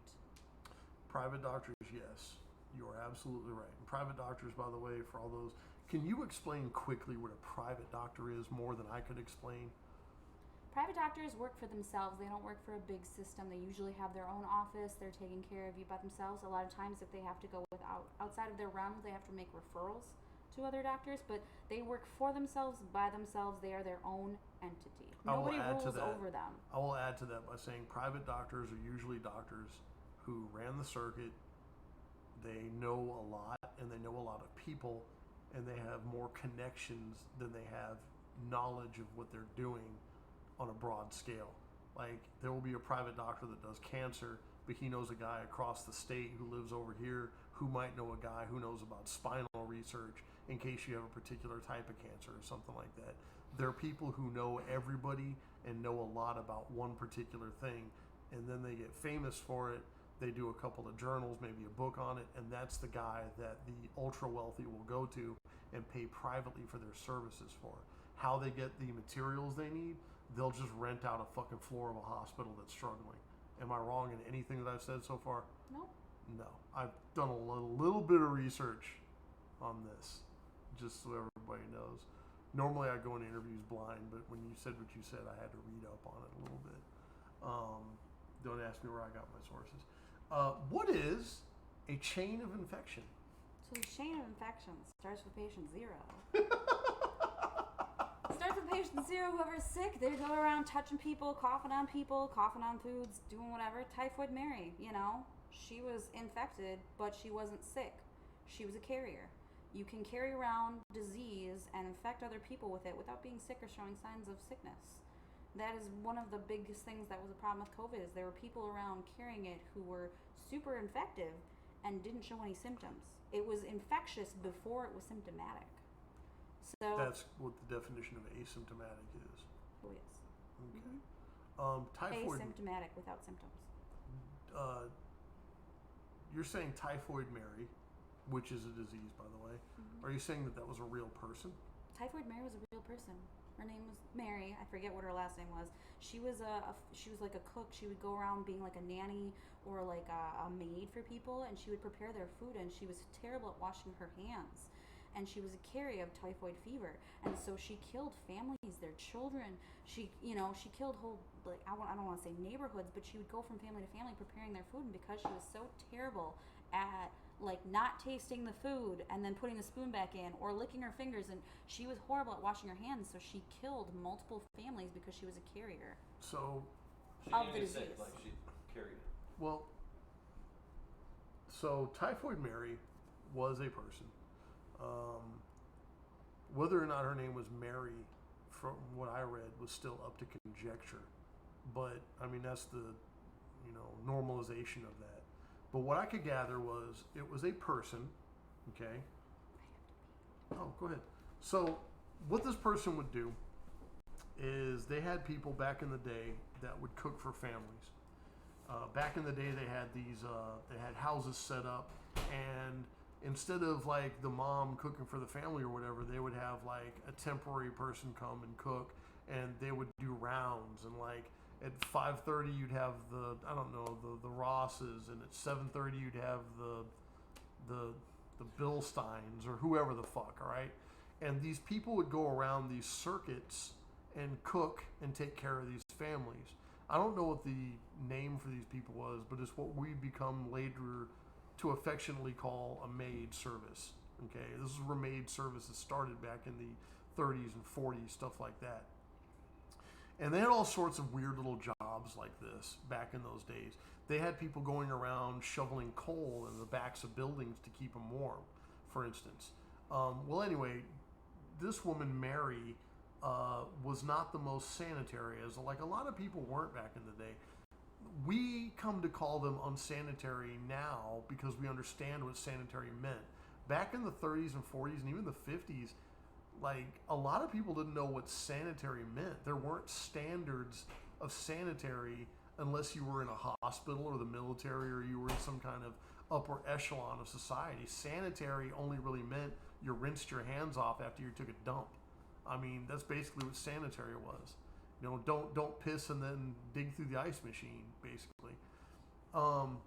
Standards of sanitary behavior became more and more stringent. Ha! See what I did there? Stringent.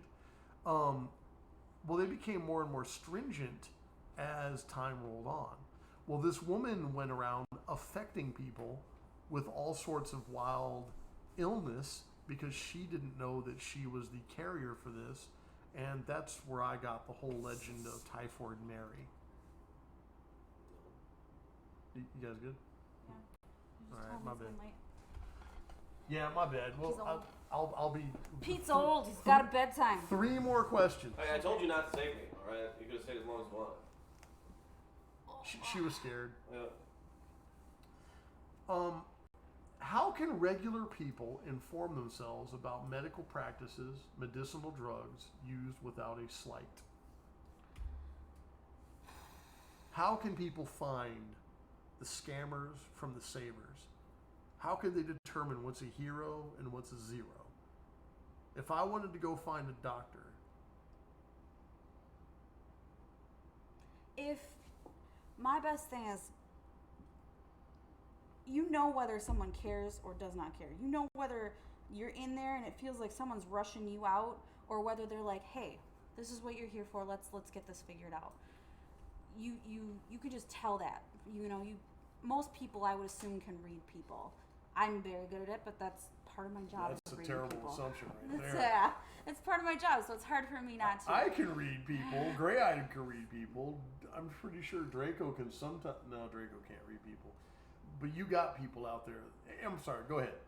So, if you feel like you're saying that you have these worries, you're saying that you're having these symptoms, and they're like, oh, it's nothing. Just pretend like it's not there. Those are signs. That's signs. That's signs that you're with somebody who does not want to get to the bottom of it, who does not care. Although I have had my best doctor say that, but I am a medical fucking mystery. There has been a lot of shit that has happened in my whole of my life, and I've had multitudes of accidents that probably have caused some of this shit. So I get it. We can't judge other people on the yardstick of our own experience, Yeah. though. But if you're getting that all the time from everything of, oh, just ignore it, or oh, that's fine, or oh, just take this pill and it'll be fine, and you're like, well, the symptoms still didn't go away. Okay, we'll take this pill too.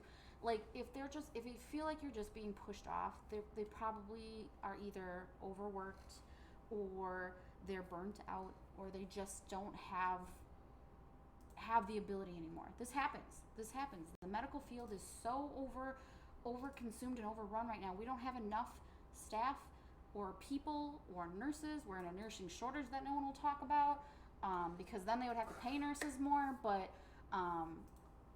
if you feel like they're not listening, they aren't. Oops. And you should try for a different doctor, or a different nurse, or a different care provider, I should say. So, are honest doctors findable? Yes. And there are people out there that would be willing to go against the grain, as it were, in order for the truth of your health to come to fruition to your knowledge. Mm-hmm. All right. To best take care of you, yes. There are doctors. Are there a lot of them out there? Probably not. But the ones that are out there, I'm sure they probably have way too many patients for them. But they're you can't hide the fact that these organizations have made excessive money off of the misery of the entire planet. Mm-hmm. You can't hide that. There's not even arguable. off the misery of their own workers, their own staff. They will work That you was till hard you're to dead. judge. Well, I get that, but what I'm talking about isn't like the nurses. What I'm talking about is the fat cats chewing cigars, or the doctor that's living on a pension and just 2 years from retirement. He doesn't care. He's got his money. It's the way that I look at it is this: if you're going to be a mechanic, all right, you're a mechanic at first because you love cars. Towards the end of your retirement, you give a fuck less about someone's transmission. You just want to get paid, get the fuck out the door with your back still working. I'd assume it's the same with doctors or anyone, an artist. At first, you really care about the work. Like, I'm in the stage right now where I really give a fuck about my clients. By the way, buy some merch, everybody. I'm for sale. Cheapest prices anywhere. I'm like the Walmart of art. Anyway, the point is, at first you really care, and on your way out, you just want to do what's acceptable, get your money, and fucking quit. I'd assume it's the same for doctors, nurses, people making donuts down the street, whoever. I've seen a lot of doctors go way past their retirement age and work just because they like to work. The thing is that retirement age is set by the person, not the standard. I'm not saying that a retirement age is like 50 or 40 or 60 or whatever. I know people that'll work until they're dead. All right, I get that. But what I'm saying is that everyone starts off really giving a fuck about what they're doing. Everyone has these ideals, and then when you find out you can be paid more and more and more depending on how much you bend your ideology, that's when you start to become that other side of things, that problem doctor, that problem artist, that person who's charging too much, and that is what I'm talking about. Depends on the doctor, depends on their ethics, depends on their empathy. My husband had brain surgery due to epilepsy. His doctor forgave him his bill. Question about, I wasn't going to ask shit about that, but since you bring it up, brain surgery. Mm-hmm. Do you mean like they opened your, Pete, this is for you for a second. Yeah. Do you mean they opened your skull and went inside your head? While he Yeah, was they awake? peeled the skin, I have a big scar, they peeled the skin back, and they cut like a little plug, a bone out, like a little circle. Is that called a shunt? No. I don't. That's I not a don't, shunt. Okay. I don't know what it is, but they cut like literally like they cut around the outside so they could put the plug of bone back in. And they did surgery on my brain. They did it while he was awake, and then made Can I sure ask he what- could do certain things while he was awake. I And don't remember any of then that, once but- they found the actual spot that they wanted to take out, and they were sure it wasn't going to affect stuff, then they put him to sleep and took it out. Fuck me. So, okay, you were awake while they were drilling your fucking skull? I mean, he was conscious. Doesn't mean I don't remember any of it, because they keep you like you're you're lucid. lightly sedated. Oh, I so you're you barely respond. conscious. You're So you lucid. respond to what yeah. they're saying, but you're not making a memory because Can you're I- not awake enough to. I don't want to like be invasive, and you can tell me to shut the fuck up. But what was the brain thing for? Was it like a tumor? Epilepsy. Or was Epilepsy. No, there's just a small part of my brain was like randomly misfiring, and a small electrical misfire like rolls its way through your brain. so they went in for transmission work? Yeah, basically. Yeah. That's crazy. That's Bro, wild, man. Watching brain surgery is insane. Like it is crazy to watch them open up the skull and be able to see the brain. It beats in your head like your brain, like your heart beats Well, in yeah, your chest. it's hooked up to everything else. It Well, goes with the same rhythm of it's- your heart. They use the most Because blood. there's so much blood. There's Yeah. so much blood within that tissue, so you literally watch it. So when you say you have a pounding headache, it's because your brain is inflamed and it's literally pounding Yeah, against it's your pressing skull. against the skull walls. But it is insane. Some of the tools that they use, I could swear to God, it's a melon baller. I've seen some of that stuff. I had a girlfriend that was going to college to be a medical person of some sort. I don't remember what the fuck she was trying to do. But I remember looking at some of the stuff that she was learning, and yeah, some of that shit just looks like shit you'd find in your kitchen. Like, I know the thing that they drill your hole, I swear to God, that's for a wood, like a cabinet, No. you know?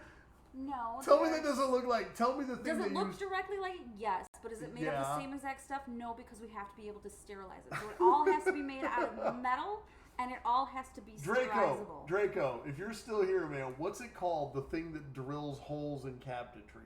I know you know. This guy's a You mean a drill? no. There's a tool. Or And you mean A like a Dremel? hole saw? It's a hole saw. it's not called a hole saw though. He'll tell you what the fuck it's called. This guy right here, he's an idiot savant with like tools. It's bizarre. He'll tell you the exact name and shit. Anyway, all right. So, GingerNinja, have you been exposed to a terrible disease or some type of weird infection at your job? I've never had a pinprick. I've never had a Sharps injury. I've been lucky. I've had friends who have had sharps injuries where we had to go through the whole process of testing the patient, testing you, and testing after the fact.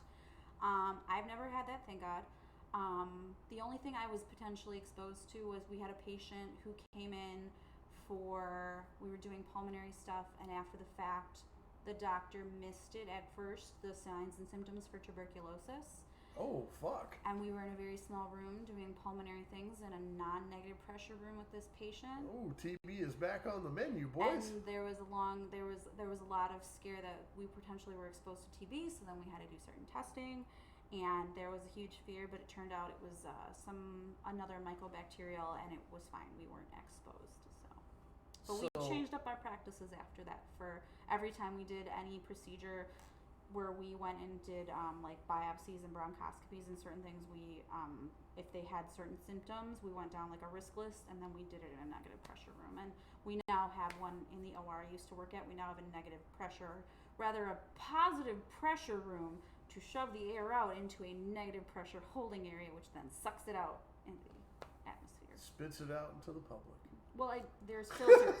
There are HEPA filters before it goes, but yes. No, okay, let me explain. Yes. Let me explain. Yeah, there's filters in the fucking pipe, but yeah, essentially they're just spewing that disease-ridden air onto the public. There are just some nasty turkeys out there. It's fine. So, last question. Okay. And this could be the last one, or you could stick around and talk for a while, but I'm thinking you're probably going to burn off after this.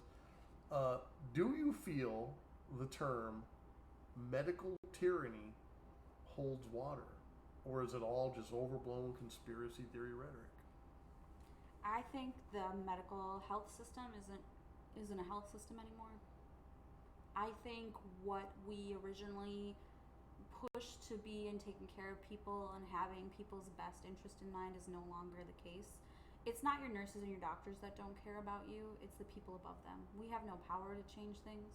We have no power to make things better. I've tried doing so many things, even within my own system, that have gotten to the people at the top, and they realized because it didn't come from a high enough person that it made them look bad that a nurse came up with that idea, so they shot it down. So, what's ruining the system is really ego more than anything. Mm-hmm. Ego and people at the top, money. Healthcare isn't about saving people, it's about money. It's a business. It should have never gone to being, we need to make money. We need to make money to keep going, but it should have never been made into a business the way it has been. The way they money grub and look to the next bonus or whatever. I mean, if you look, you can look up online. You can look up online what the CEOs and stuff are making, and they're making millions, but they can't give you or me a decent raise. I got a 4% raise last year when inflation was over 6%. I've made less for the past, I don't know how many years. I've made less money each year for working harder than I've ever worked in my entire life. And I've asked for a bonus, and because of mergers in our system, nobody even knows who to talk to get a decent raise. The whole thing about rates and raises and stuff, that's a whole different, altogether different conversation. But I can tell you this, nobody in America has gotten a raise equivalent to the cost of living increase in the past 25 to 35 years. Nobody across the board, except for CEOs who vote for their own raises. That's it. Yep. That's it. So. And they might talk about money problems. Every health system is going to talk about money problems, but you better believe there's another hospital being built in the next year and the next 2 years. Multiple, if not, a single or multiple, while they're talking about layoffs and this, that, and the other, because they want to make more money. Let's check out some comments real fast here. Impressive knowledge scoring for someone that has never been to a doctor. I have been to a doctor several times, as a matter of fact. Not willingly, but I have been to a doctor several times, and I didn't like my fucking experience one bit, which is why I won't go back. No, not about doctors or the nurses. It's about pharmaceutical companies and how much money they make. They don't care about the person. That is, I used to say that is conjecture, but conjecture is an arguable point. I think that with what certain businesses in the pharmaceutical industry show the public, I'd say that those truths are self-evident without me saying a word. And I'd say that without mixing or muddling my phraseology, I'd say that they are self-evidently showing themselves to not give a flying fuck about people more than their profits. And I'd say that that is a huge issue that we are not even looking at. Everyone's so concerned about the next cure for their illness that they're not considering the downriver effects of that cure or the effects it has on society as a whole. That's my opinion. Do you have an opinion on that? I think pharmacy and medical supply companies have realized that they have a monopoly on a lot of the stuff that's going on. They have a huge monopoly, and there's no one to fucking control them. Not only monopoly, but government support. And so they're creating shortages that aren't there. They're creating shortages of medical supplies, of pharmaceuticals. Why is there suddenly a shortage of this dye? Why is there suddenly a shortage of this medication? I was going to ask you about falsely birth control. creating things. Birth control. Adderall. Control and Adderall. That's another huge one. As a matter of fact, do you know? And this is all off the script, people. This is all off the script. Hold on. Mr. Shalom retired for 45 years. She was a salesperson for farmer. Nadia Wild. Hold on. We might have something to talk about here, man. I'd like to get in touch with that person. I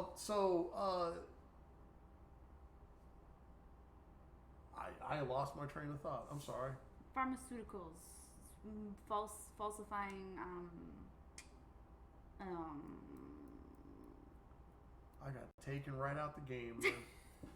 I'm like the third, fourth glass in. I'm sorry, folks. That's a cool picture, isn't it? I drew it about 2 years ago. Picture. I really like that. No, pharmaceutical companies making false claims that there's shortages. Oh, birth control. Birth control and Adderall are two of the big ones right now. They're having supposedly problems, and driving the prices up. Like for instance, birth control. You mean while there's a huge abortion issue going on being talked about, birth control suddenly became short? Birth control is all of a sudden a real hard thing to come by for some reason. People can't stop fucking, even though everyone's pushing this whole idea. This kind of gets into this is all off the rip, but this is a huge thing, okay? So in the manosphere, okay, in the MGTOW community, okay, you have these orbiters, these female orbiters, okay? And these broads, they go around and they just fuck. And what they're looking for is to fuck the top 5% of people, and they're using their vaginal attributes to try and siphon as much fucking money and clout as they can from that upper echelon to elevate their own well-being into that community, okay? Now, the problem is that transcends down to... So they're the Genghis Khan of 2020? Yeah, pretty much. But what I'm saying is the problem is that lower tier people are doing the same thing because of the upper tier people in their own eyes, by the way. I don't make these rules. I'm not a TikTok person. But I'm saying that the upper tier of people are fucking while they're pushing through videos to fuck as much as you can, okay? And then these people are going around fucking and making more kids, all right? And all of a sudden, birth control is hard to come by, and all of a sudden, child abortion is one of those hot button topics and all that, and it all just seems very conveniently placed for me, you know? It's kind of like when it's winter and you walk into Walmart, the first thing you see is a winter coat. Well, I wonder why that's there. Probably because it's winter outside and it's cold. You know what I mean? All of a sudden, the price of abortions or not abortions, but Tea in China after the Boston Tea Party? Yes, that's a good way to say it. I'm sorry. But I watch these trends sometimes, and I laugh. Like right now, there's a limited supply of Adderall. Why? What happened? There's been a supply of Adderall for like 30 or 40 fucking years that never runs dry. Why all of a sudden do we have that? Oh, could it be because everyone and their mother is being diagnosed with anxiety disorders and all? And this right here is more my... Adderall would not help with anxiety disorders. It would make it immensely worse. But attention deficit, depression, yes. ADHD, anxiety, all the cocktail. You go in for like a splinter in your thumb and you come out taking fucking Adderall and Prozac. That's just the way that it seems to work. And this is, like I said, man, this right here is not the questions. There are no questions on the screen. Everyone's looking at exactly what I got here. I have no more questions. The interview is fucking done. This is just Skornered talking from off the chest and just the things that I see. And as a person who doctors said, you need Ritalin and you need Prozac because you're hyperactive.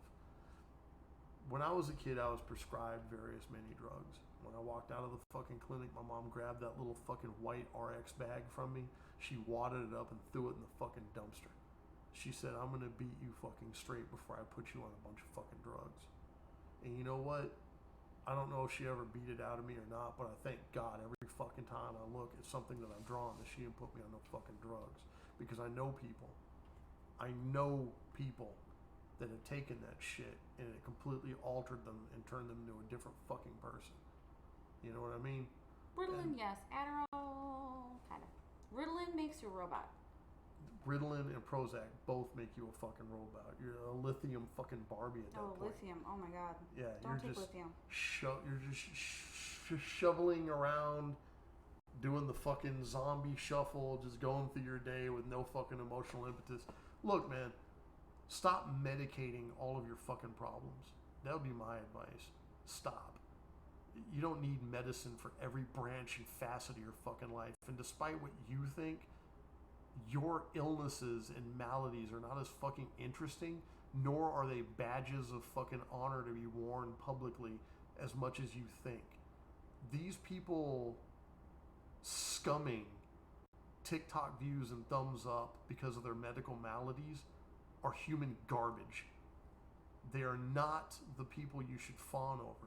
The people you should fawn over and have respect for are your great-grandmother, or your grandmother, or your mother, your father. Someone who worked through a depressive era and kept you and your family fucking supportive without a bunch of pills, without a bunch of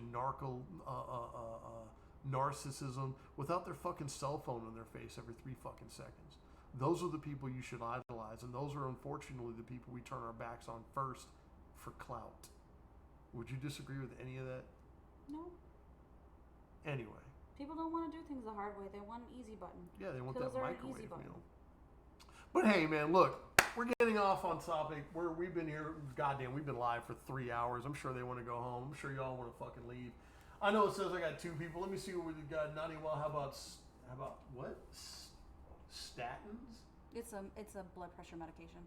They came out recently saying they're only helping me at 1%. In the meantime, you are getting hit with all the nasty side effects. They have a lot of really bad side effects. I don't understand any of that it's right there. It's a blood pressure medication that you take to help lower your blood pressure, and the side effects for statins are real bad. Why the fuck would they prescribe that then? Do you see the drugs that come out? The list of things, this list of side effects, which usually may include death, is longer than the name of the drug in scientific language. That was a tongue-in-cheek question. I know exactly, because probably the person who represents that company is down there selling the fuck out of it and saying, hey, you know, if you want your stock to go up another 5%, you gotta fucking push this product. You That's do probably what's realize going that on. warfarin, which most of our elderly population takes, is rat poison. I'm fucking what? It's rat poison. No, what was the name of the fucking drug? Warfarin. Warfarin is a rat. Fuck you. Are you serious? Blood thinner. It's a blood thinner. It just thins their blood to the point that they die. Yeah, they bleed out and they die. Hey everybody, this has been a Skornered production, man. I am glad to be back. I'm hoping to do some more interviews with some people. I'll be asking around. Maybe we can interview some more people like this. Maybe we can interview a welder. Maybe we can interview... I'm going to try and do more of this kind of stuff, like interviews, bring some more people to you. I think it's really cool. I had a great fucking time doing this. I did and too. if the internet fucked on me at any point in time, I have this recorded. I will be putting out the recorded version on my YouTube channel. which I will link when I get my fucking account straight again. Is there anything lastly you'd like to say before we go? Did you have a good time? Did you have a bad time? I had a great time. Do you Wash hate your hands. me or wash your? I agree. Wash your Wash your fucking hands. hands. Blow your fucking nose. Don't touch your face. Wash your hands. I agree. I agree. We should do that more. If you scratch your ass, wash your hands. If you touch a pump, wash your hands. If your baby's crying, it could be an itchy butthole. Yep. Ugh. Mr. Pete, I know you've been falling asleep over there, man. Did you have a good time listening to this? Was it fun for you? Was it good? It was good. All right, man. Well, I have had a great fucking time, man. Hey, thank you, Nadia. I appreciate it. For all you motherfuckers and motherfuckerettes out there watching this, click and play. I appreciate y'all, man. Catch me Wednesdays and Thursdays. I'll be doing some video game stuff. I'll be putting some art on my YouTube channel, which I will link. I have to get my account back. I have to do some straightening out. We have to put some new stuff up. I got some more merch coming, all that good shit. So I will fucking see you guys next time. You guys want to sing an outro with me? Absolutely. It goes like this. It goes, outro music. Outro music. All right, man. See y'all later. Take care. See y'all on the next one, Wednesdays and Thursdays. And until next time, stay safe, stay sane. It's a fucked up world out there. Take care of yourselves. Come back and see me. Bye. Let me see. How do I end this shit? I cannot remember how to end a fucking video now, dude. Where's the stop button?